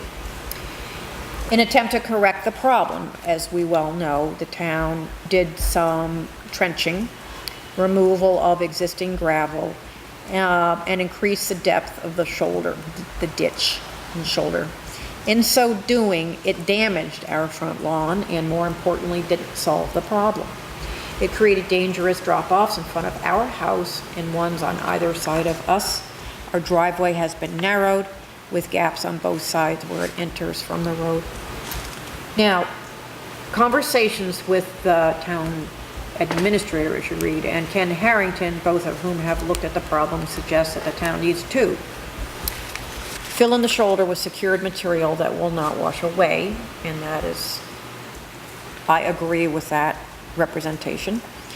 2, fix the contours of the shoulder, perhaps consulting an engineer so that the runoff will flow smoothly and so that the fix will be permanent.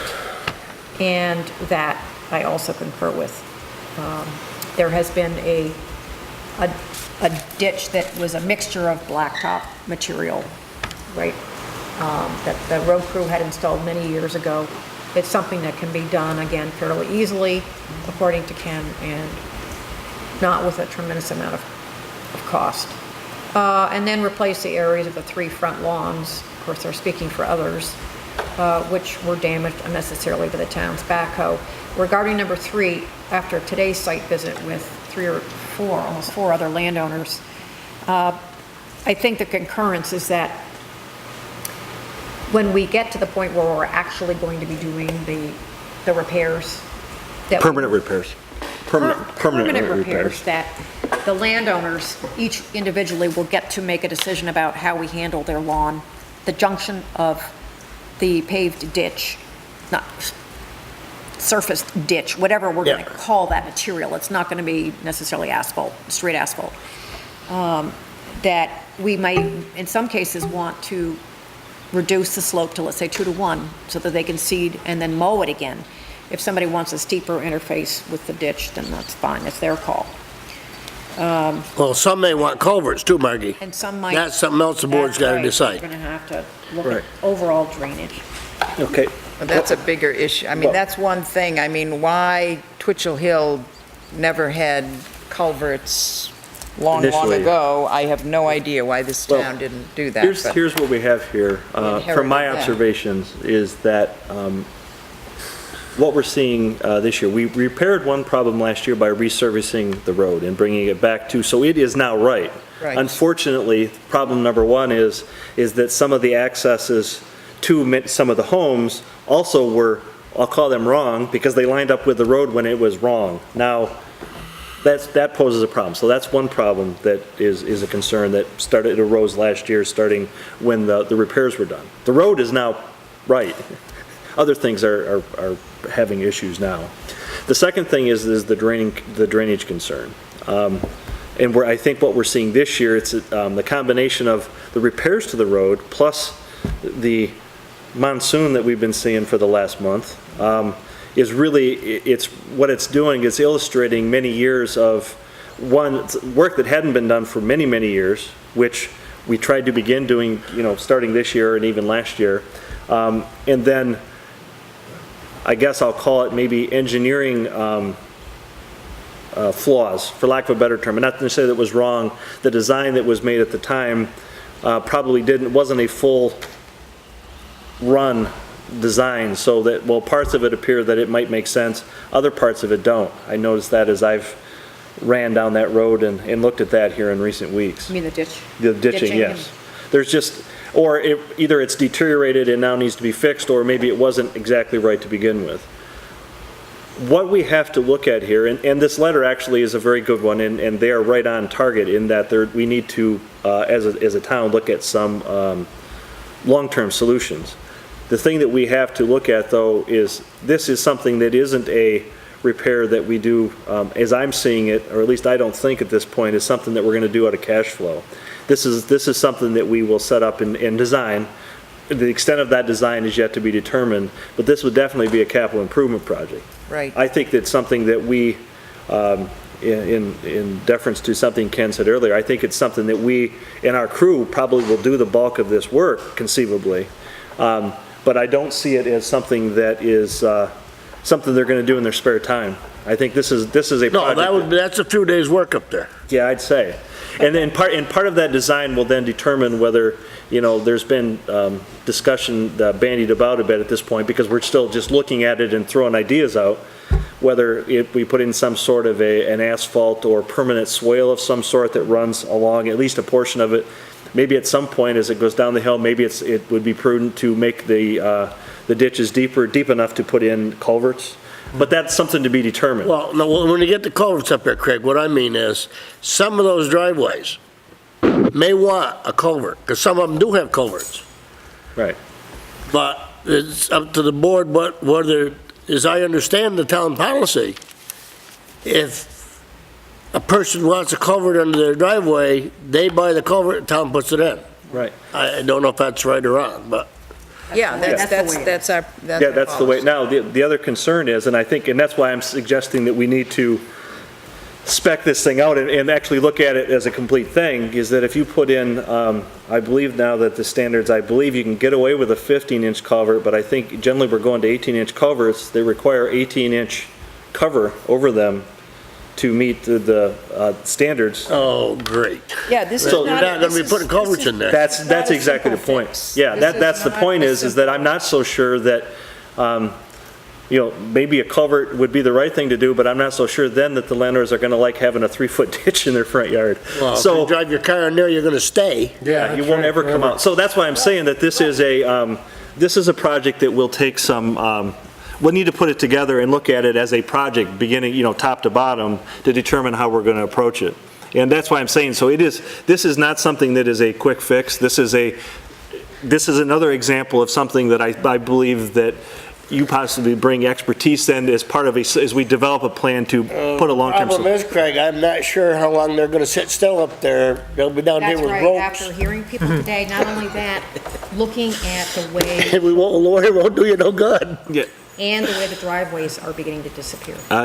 the bottom line is, we may have to make repairs that get us through short-term, but what I'm saying is that the long-term solution, I don't see is going to We be. can't do temporary repairs, because you can't just keep packing gravel up there. No, but what happens makes if it you're, worse. what happens if you're asphalting the ditch?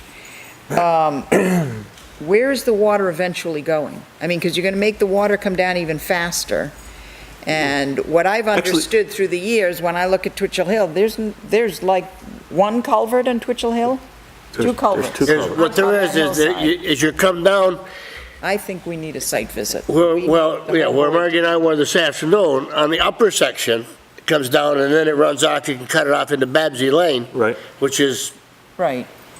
halfway up the hill. halfway up the hill. Then you go from there down, and then you gotta go pretty much all the way All the down way. to Sky Drive, where you go out, Again, there's actually a drain there already, and there's Drain actually a there. pretty substantial ditch there. yeah. But the thing is, if you've got it blacktop from the edge of the road, and you cut it down 2 inches, so you got a good joint there, and you come up to the edge over here, you really don't care how fast it goes, because it's gonna get to the other ditch down there anyway. Exactly. And that's, as I looked at it, again, from layman's terms, a solution like that appears to make sense. But when you're talking that's, what is that, 500, it's probably a quarter mile. The lower section was what did I tell you, Margie, 315 We feet? need Have visit. that down. We need a board Yes, site and I visit. think And the upper section's about the same. education Right. all together, listening. and- Yep. But I go back to your point, Craig, that if we're going to be dealing with something that may be a capital investment, that we have the hands-on expertise on the board, but may require some type of engineering expertise to figure out what is the best way of various ways of doing this, that I think, and taking for granted what Ken said, they'll come up here with pitchforks and torches if we don't do something quickly, that we do go out for a site visit just to see what the problem is and speak to the people and let it be known to them one-on-one that we can't fix it fast because a fast fix is not a fix. Yeah, a fast fix is definitely not a fix.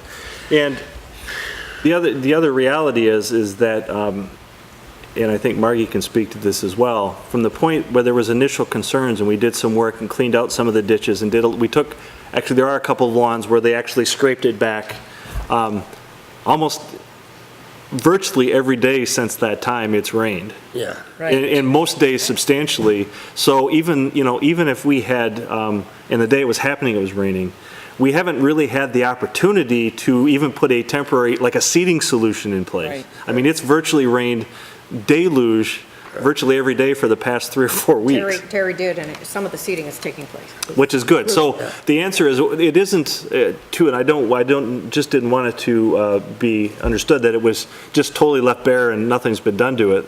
Part of the problem is that some of it we can't fix right now, given the ongoing conditions. We're trying to, again, using the word triage, to try to keep it up until we The get other over thing it. is, Craig, I think that we as a board ought to set up a policy that when they start ditching in areas right in the village like that, that they should set up like a string line. Pin here, and run a string, so that they get a nice, straight, decent-looking edge, because that looks kind of crummy, some of it. Just as an aside, there was another project we were looking at in another part of town, Margie and I and Terry had looked at a few weeks ago, where it's a road that we're over time, it's a paved road, but it's sunk in the dirt over time and the sand. The shoulders are now a foot higher than the road. Now, and there's storm drains, 5 feet off the road, but you have to clear a foot-high berm all the way along the road to get to them. Where that's a project that we're looking, that we'll have to put together, and we have to take that lip off the road, because right now the water, it cannot leave. So, but the same idea is that's a case where I think we can go and you pull that back, but again, lay a line so that it's nice and neat, because, again, this is a place where there's a lot of lawns there, so we're going to want to have something that looks nice when we're done with it. When you get in the village, you almost got it. I mean, they didn't do a bad job, but in the village, it's a bad job. Yeah, exactly. It doesn't look as nice as the final outcome isn't as pretty. Taking care of his lawn, it looks nice, and then it's coming along, big scar in there. Exactly. And I concur with that. I understand that. I unfortunately don't keep my lawn that nice, but I wish I did. So, at any rate, thank you for bringing that. We thank the Farleys for bringing that to our attention. And the point being is that this is something that we are actively aware of, and it is something that we're going to look at and handle. When would you like to schedule a site visit? Someday when it's not raining. Beginning of July 18th meeting? We could actually meet 30 minutes earlier. Or do you want to meet next? We should probably special do it next- sooner than that. Yeah. Next Monday night? In lieu of? Yeah, I'm happy to meet sooner rather Monday than... night, July 8th? night. I could do that. Yeah. What day is it?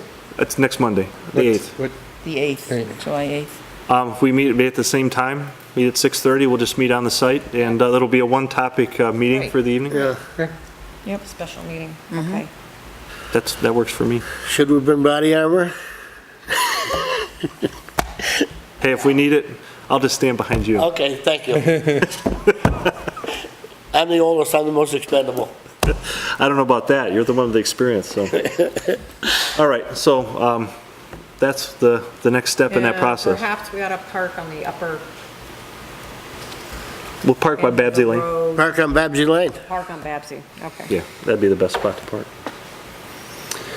All right, next item. Let's talk about the town garage and things happening related to that. Well, we don't really have anything new to report. We're waiting on the cost estimates, the revised cost estimates that we talked a little bit about earlier this evening. Bill Fisk and I spoke a little bit more about financing options and bank versus bond.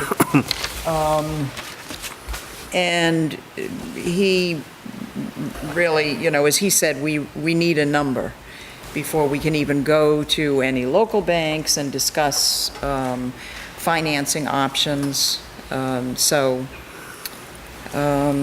that's basically, there really hasn't been anything since the last time 2 weeks ago. What, refresh my memory, what was the rough time frame that Jim Secord indicated that he would be able to come back to a plan, or a rough, the major building drawing for us? Was there a date? I don't remember an exact timeframe, but No. I thought he was saying soon. Yeah, he This knew we needed it. Okay. Yeah. I was under Yeah. the same impression, I just couldn't remember. Yeah. I guess that, in my opinion, that is probably the next step, is once we have that, so that we can kind of start tying down the needs and the wants and how they line up, and to come back with, so we can start tailoring a plan. Yep. Now, when are we gonna have this ready to be warned for a November vote? Well, the hope is that we can look at a November vote, so. So Yeah, but working, to do that, you've gotta have it by what, September?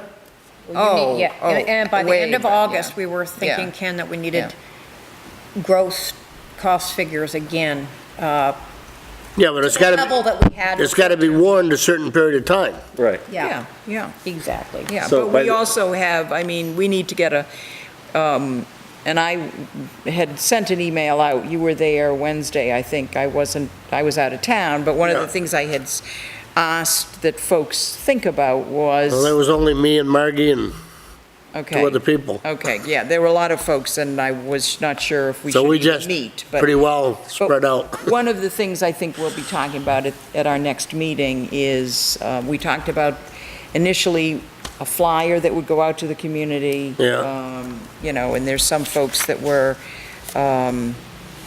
working on the communication piece. So those are things that I think, you know, we'll be discussing. And the website, our new website, says there's a meeting on July 3rd, which is incorrect. Oh, that's not right. The Yeah. next meeting will be Wednesday, July 10th. Right, we meet the second and the fourth Wednesday of every month. So we're hopeful to meet kind of deadlines, is that by the end of August, which is roughly 2 months from now, that we need to kind of have quasi wrapped up what we're thinking Oh, we're yeah, gonna we accomplish. need a firm plan at that point. So we have about 60 days to Yep. resolve that. Okay. Now, before we leave the issue of the town garage, I just need to bring up a dimension of the project that, and that's permitting. And the fact that we had an application before the DRB for conditional use review. And we have a few issues. You know, it's all in the family. But we have a situation where the scheduled hearing continuance for April 3rd never took place. So we're rolling along here for deemed approval on a conditional use application that is not really going to reflect, the site plan that we might stay with, because we might be modifying building footprints. So, and secondly, we are clearing the lot with intent to develop in the future. So that would constitute pre-development activity, and our bylaw is somewhat silent on this. But it seems to me that in the spirit of what we're all about here, I think the DRB would like probably to be advised that this is underway. But the board, I'd like to know what the board would like to do with the application before the DRB. I've already asked Rob Wilmington, and it remains an application until it's withdrawn. Right. So the application is still live, as you Still just live. indicated. Yep. There is one other technicality regarding this application. We are going through the process to, it is our intent as a town to build it so that it works within our zoning bylaws. However, technically, the DRB cannot reject our plan that we put forward to them. They have no That legal, is they have, apparently one perspective.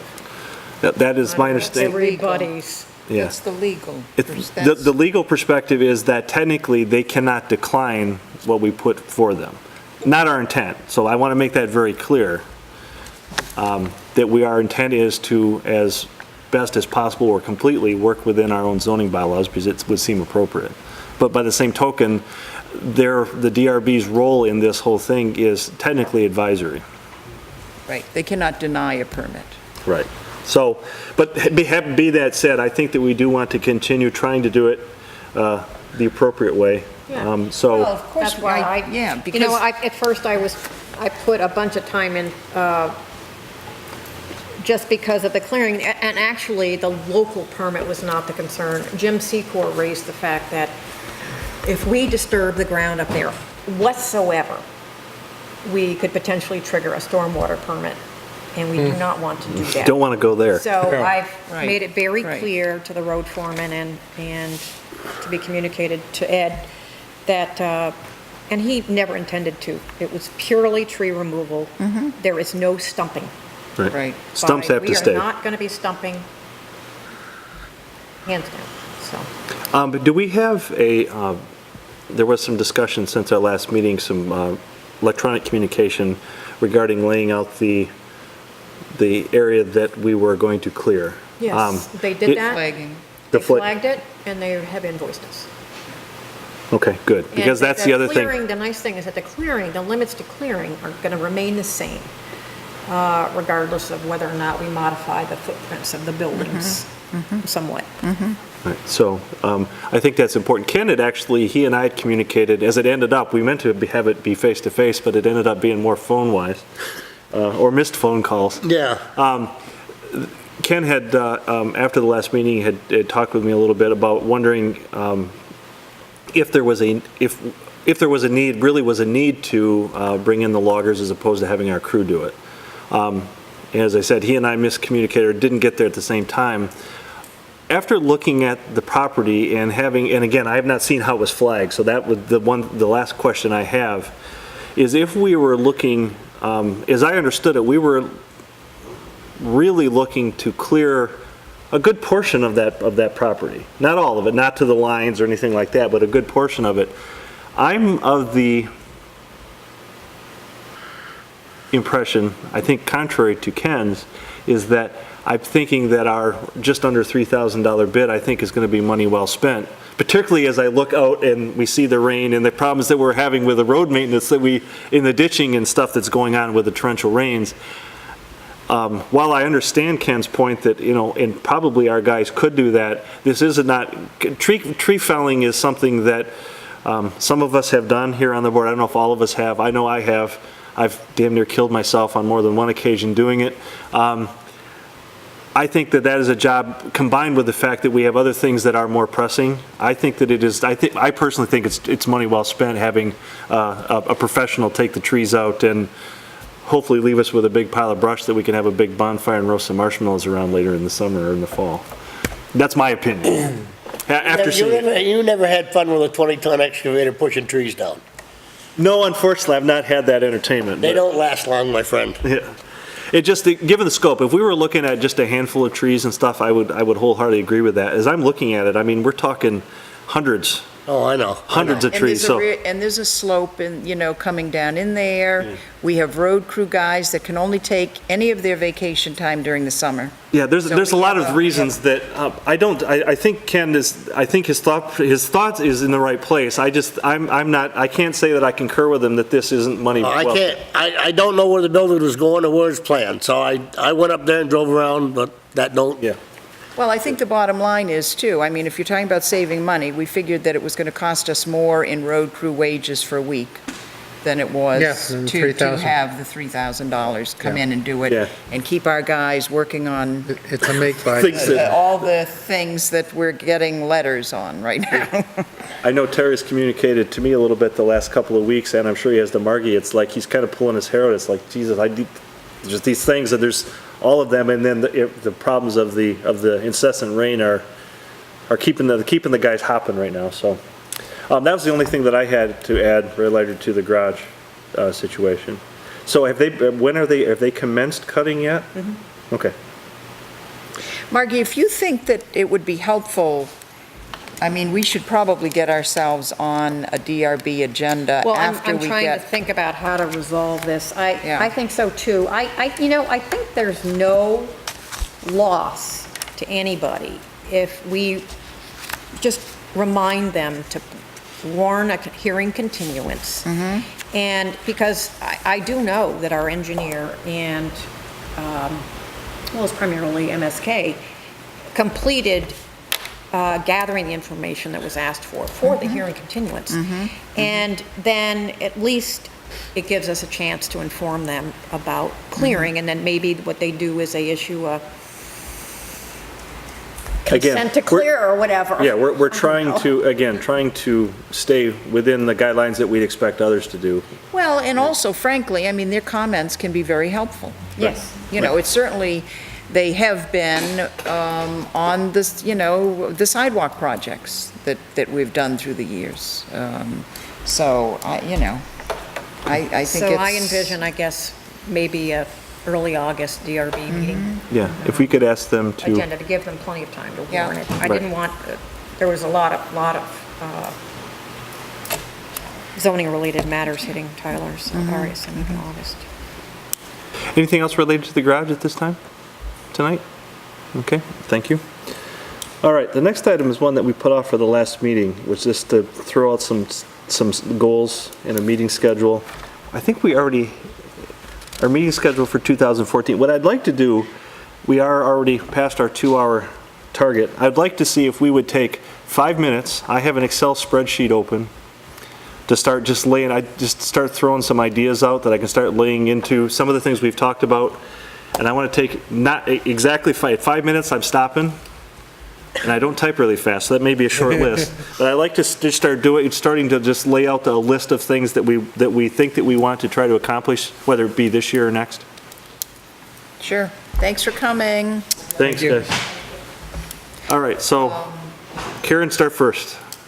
Okay, I'd like us to, and I am a liaison, went to a dog control workshop with Ken. I think we need to take a look at our ordinance, dog control ordinances, update that, and really clarify the duties of our dog control. All right, I just want the title. Dog Dog control ordinance. That's all I want right now. Carl. Is that all? Is that all I get? Now, I'll come back to you. Oh, okay. I mean, the garage is the... Well, of course, yeah. Obviously. That's, yeah. That doesn't, come on now, that doesn't count. That doesn't count, okay. Something else? Go on. Okay, go. Column A or It should column be on B. there. Appointment policy, and I'm working on it. Right. Appointment policy, I already was going to put that. Appointment policy is already going on. Ken? I think I've said enough for tonight. I'll let you guys go. Oh, come on. Bring it on. Bring it on. Ken wants to be involved with the 2014 prioritization of the road crew. There you go. Hey, hadn't thought of that. You will be. Review of We all will be, road- yep. Review of road priorities. That is actually one that actually is on the list in pretty much Yep. every year, so. Is that I mentioned about making like string lines and stuff where the... Well, no, I'm No, thinking I understand, but I mean, can we get that set up with Margie or something so that technique, when they're working in the, technique we get a little more delicate, shall we say? for more Start delicate. developing a best practices. Yeah, it's just, I mean, it's Yeah. not, it makes good publicity or whatever, Well, will. it's It also creates that good- we Yeah, can't good get everybody feelings to and- to the... because they don't feel like you went in there with an excavator and just ripped everything all to heck. Yep. It may end up with the same result, but it looks like that we. Well, it if looks nothing- like, at least you tried, they know you. Right. Okay, I've got that. Techniques for more delicate best practices. Develop, hey, I gotta put a develop in front of that. I think that it's a good summary of what we're talking about. Well, as Margie said, not all of the guys can get to the road scholars workshops. And, what's a way to get that information out to all of them? Make sure that they're, trained in, as you say, best practices. One that And I think public relations is Yeah. something that you were trying to get at. Yeah, it's not Yeah. that difficult to do. Yeah. It's gonna get you a lot back, I Yeah. think. All right, I'm going to add, get the hazardous materials licensing for the drivers that need it, or did they already do that? Their tanker endorsement? Yeah, It's or tank, already done. they're already done. See, I picked one that's already complete. Yeah, no, we're working on that. Only one had to go back. All right, then another one was also then Well, to that was get, just for the chloride truck. right, yeah. Certification to do our own inspections for Yeah, that's... certification to do town vehicle inspections. We already do the work. They get a couple of test tools. They can actually certify and put their own stickers in the windows. And they can do it for fire trucks and everything else in the town. So if we choose to do so. Saves us a lot of money. Yeah, May as well do it if we can. why not? All right, Margie, what do you got?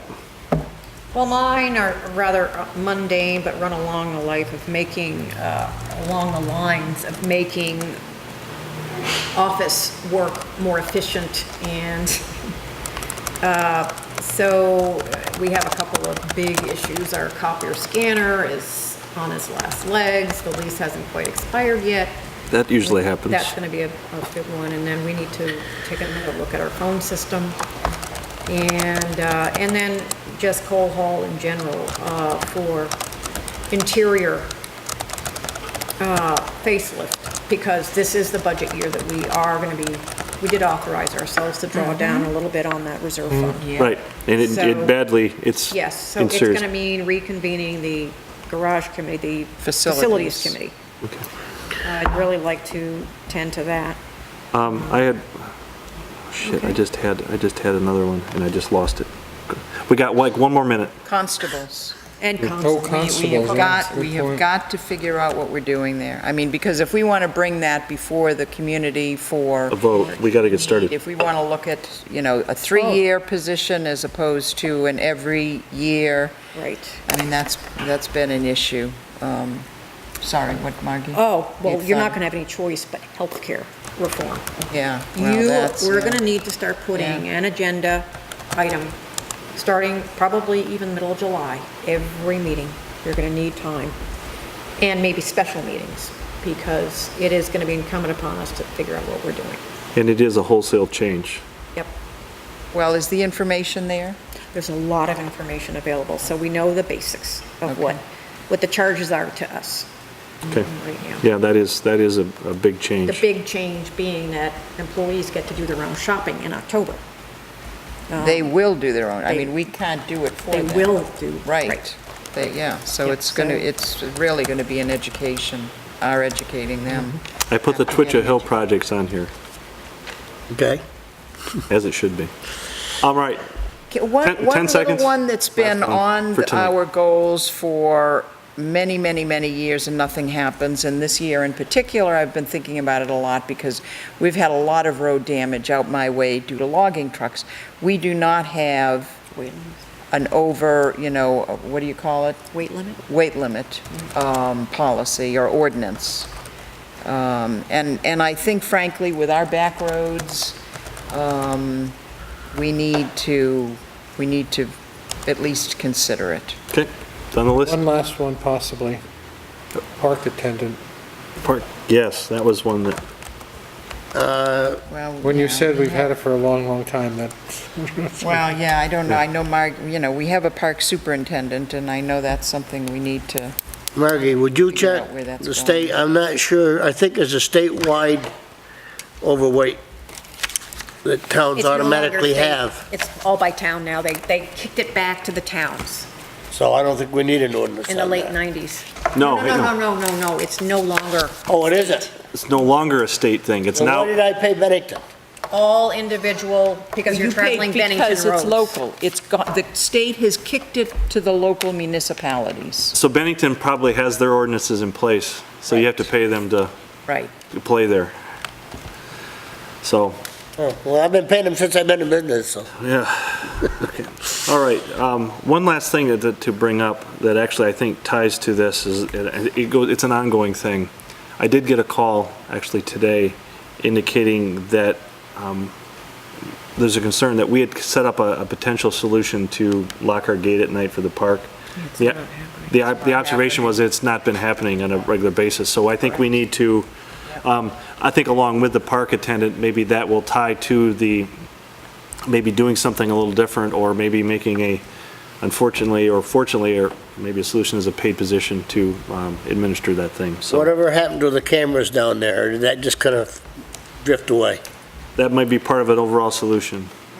But I mean, locking the gate is a big one that we just got to solve so that it happens every day. Oh, speaking of cameras, if you want to put a camera down there, get some of them game cameras. Well, that's what we talked That's about. a- I'm telling you, my son has got one and it's got a feel like that. 180-degree field, Yeah, great, daylight or dark. fun stuff. So are they That's- supposed to be closing that nightly? Yeah, we had an agreement, But once again, it was a volunteer. it was a volunteer. And again, that depend, volunteer, I mean, people's life changes for them. things happen, and business comes up, things go I on. personally think it should be the responsibility of the park superintendent, and we should Definitely. find somebody that. Okay, so that that's is it a for. part it's on the list for the year. I'm closing this off for tonight. We'll continue it. I'll circulate this so we have it and start laying it out so that we have it moving forward. All right, town administrators report. Okay, I'm sorry, I will try to be fast, but I have several items. Number one being sale of highway vehicles. We've been trying to sell a truck and our used excavator. We really have no guidelines, but what we've done is solicit competitive offers and we, in both cases, established a minimum bid. So the minimum bid for the truck, we got one valid offer, and I'd like to encourage, I'm assuming the select board has to accept for sale of property. This has not been warned, but it's other business, and we This is fine. authorized Terry to proceed with this. So- Right, it had been on a previous agenda, Right. I thought. Yes, so it would, the bid amount that we're accepting from Lewis Ennis of Arlington, Vermont is $13,000 for our 2002 Ford F-50 dump with the plow and the side body and sander, as is. So What was the minimum bid that we? the minimum bid was $12,500. So And this is 13, Lewis Ennis is ENNIS. His offer exceeds the minimum bid by $500. So if you could, I would make a motion to accept the bid from Lewis Ennis for the I would second that. 13,000. bid on the 2002, Any discussion? what was it, a 2002? Yeah, I got a second. 2002 F-550. Okay, Is there any discussion on this matter further? No. There being none, all those in favor signify by saying aye. Aye. Any Now- opposed? So- Any abstentions? Motion carries unanimously. Okay, There I've is- already called him to let him know that we were taking action tonight. Okay, I think the thing that Margie's going to say, I'm assuming, is that we're looking for a certified check or money order Yes. for that Which amount. the treasurer Nope. is Right. we're going to work with Bill on that. Okay. Then we did not get a valid offer. This came in late on the excavator, so I'm going to have to re-advertise, and then schedule an bid opening open. probably for the 18th. Okay, that's fine. All right? For the At which excavator. time, hopefully that meets the minimum bid on the excavator. Okay. For those of us that did want to participate, the meeting with Betsy Williams regarding this, Betsy Williamson, she saw me at the landfill on Saturday, is tomorrow at 5 PM. Can you make that? What is that? Tuesday. This is regarding stone walls on Granger Hollow, Oh, right. her Oh, big right. concern. Yeah, yeah, yeah. And Is that out where we're going to be ditching with respect to her stone wall. at her site? I had to ask her when she would be available, and that seemed to work, That's on her site. out at her site on Granger Hollow. What time is that? Do you want to get back to me tomorrow and see? Yeah, because I'm not exactly sure where that is. I mean, out where we're talking. Past Shaftsbury Hollow. Past Shaftsbury Well, Hall. it's out, It's the V in the road. yeah. You Now, turn right. Granger, You know the number? I know where goes straight. Shaftsbury Hollow is, I don't remember Granger Hall. Wait, I do, If you go okay, I straight. think I do. If you Is that go where the old cemetery is? No. You're on the wrong side of town. I think. No, it's a cemetery that's abandoned. The little, Oh. the little We'll T. abandon them. That's not Granger Hollow, that's the Shaftsbury Hollow Road, right? Okay, I can probably So find let it. me- What time, let me- 5? Well, we're trying for 5 PM tomorrow, but I have to confirm it with Terry as well. So let me keep in touch with you tomorrow about that, Yeah. okay? Just Well, send me if something to we- remind me. I mean, okay, so if this is not a board, if there's 3 of us, it has to be warned, and, It That's, doesn't have to be an entire board. haven't warned it. It was really going to be, I was hoping that okay. Ken and Craig and Terry and I would go up. others are invited, but it might be, if there's a chance that 3 of us or more will attend, we do need to Yeah, warn. that I meeting won't go. I'll in stay Rutland home. said 3 or more is I'll, quorum. if somebody doesn't show, give me a call. Yes, okay. I'm a definite maybe. I won't be making it. I have other commitments. I may go up earlier in the day. I'm going to say yes right now. Yeah, but I early in the can't- day would be a whole lot better for me, too. No, I'm just saying I can go Otherwise to and go see it. just eyeball it so that I know According what to they're talking according to about when they that come class back. I went up there, if you got 3 or more, it's a quorum. Yeah, right, which is why we would need to warn it, but I'll go up Can you even earlier in the get in there day. with all the just rain? So I'm aware of it, and I mean, is it a mud hole? Guess we got 4-wheel drive, we can make it. Yeah, I got 4-wheel drive. Yeah, so do I, so we're good. Just so you know, we have a potential compliance issue with the zoning bylaw that's being brought to our attention by an outside party. And this is the first experience I've had, and our existing zoning administrator with his decision not to issue a notice of violation to date.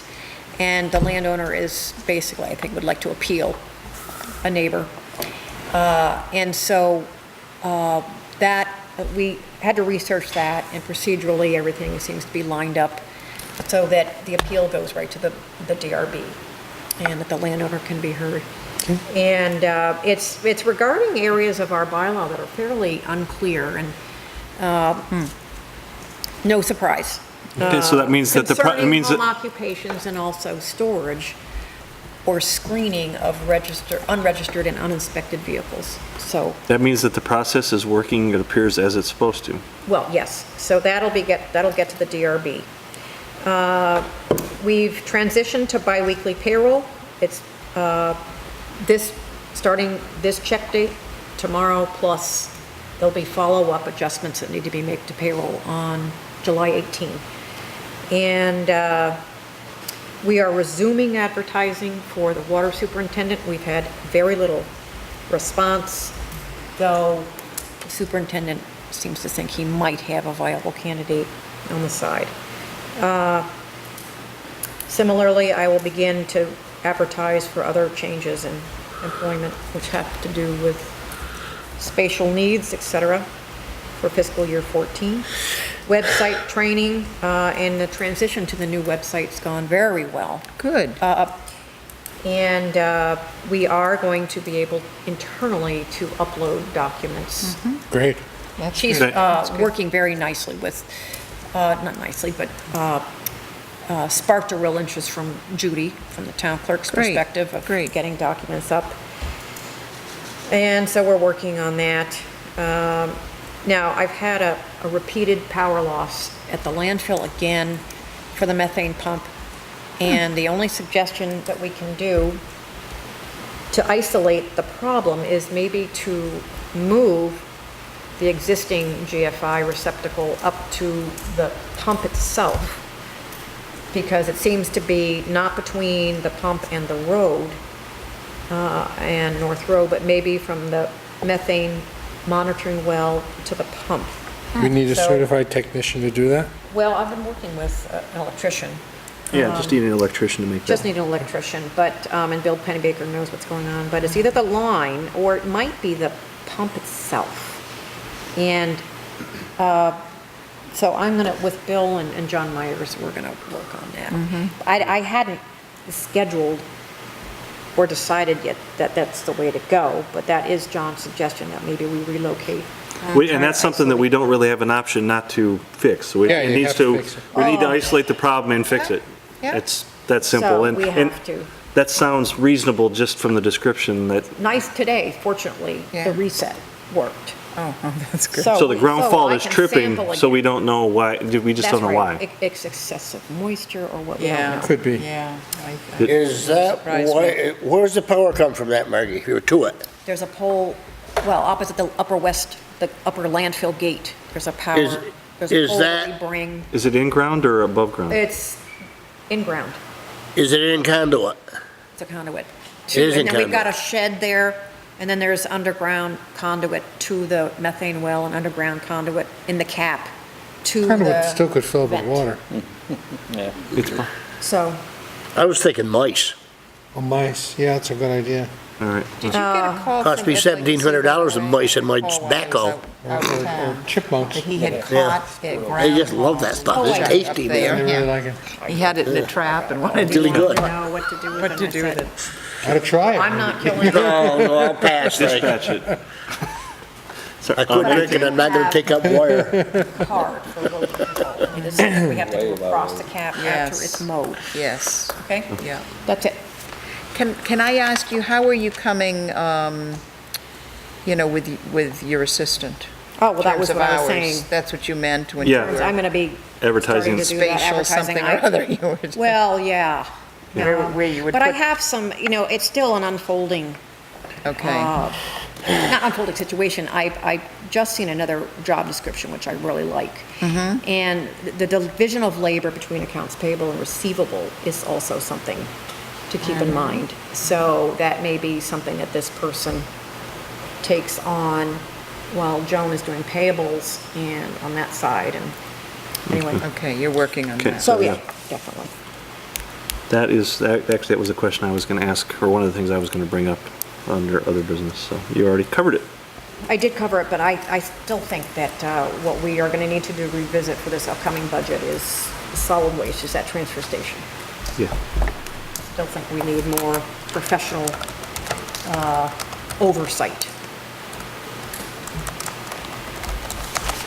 Okay.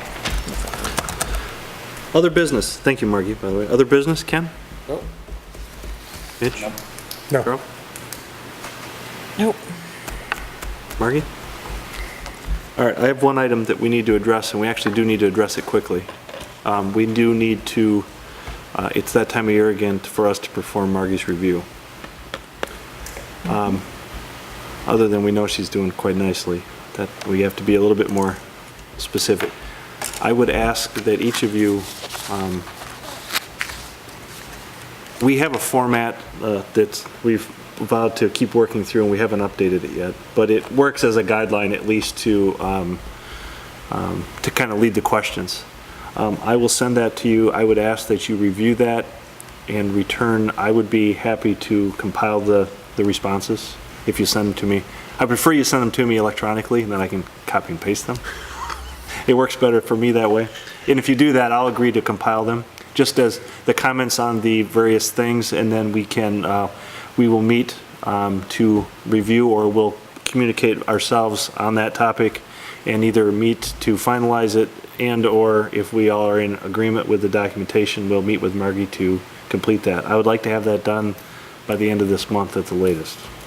Now, what about the review of highway? That's all. Because we need to finalize salary.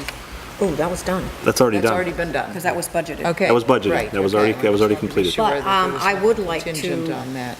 I would like to, for the board's benefit, in executive session, give you the feedback. I think that would be good. That about crew and the crew's evaluation of the foreman. And, Okay, plan that for the next because even meeting? you and I, as liaison, had not seen that. Right. Because the crew had came in over about a 10-day period. with their Yeah, no, feedback. I think that's good for us to review all of that. Review of review. We will plan to do that at the end of the next meeting. That's all I have for this evening, so if you haven't, for some reason, if you haven't heard from me and you don't have that document in the next day or so, please poke me till you get it. Okay. Otherwise, because I'm going to be poking you back and asking you where the response is, so. And Tuesday, I have jury draw for the month of July. Tuesday, the 9th, I will be out of the office. It takes all day. Is it Okay. state or federal? It's local, well, State. state, you're right, state Okay. criminal. Anything else Nope. for the good? All Motion in to favor? adjourn? Second? All in favor? Aye. Vote with your feet. Thank you very much. Thanks for coming, Jerry. So See ya. Monday is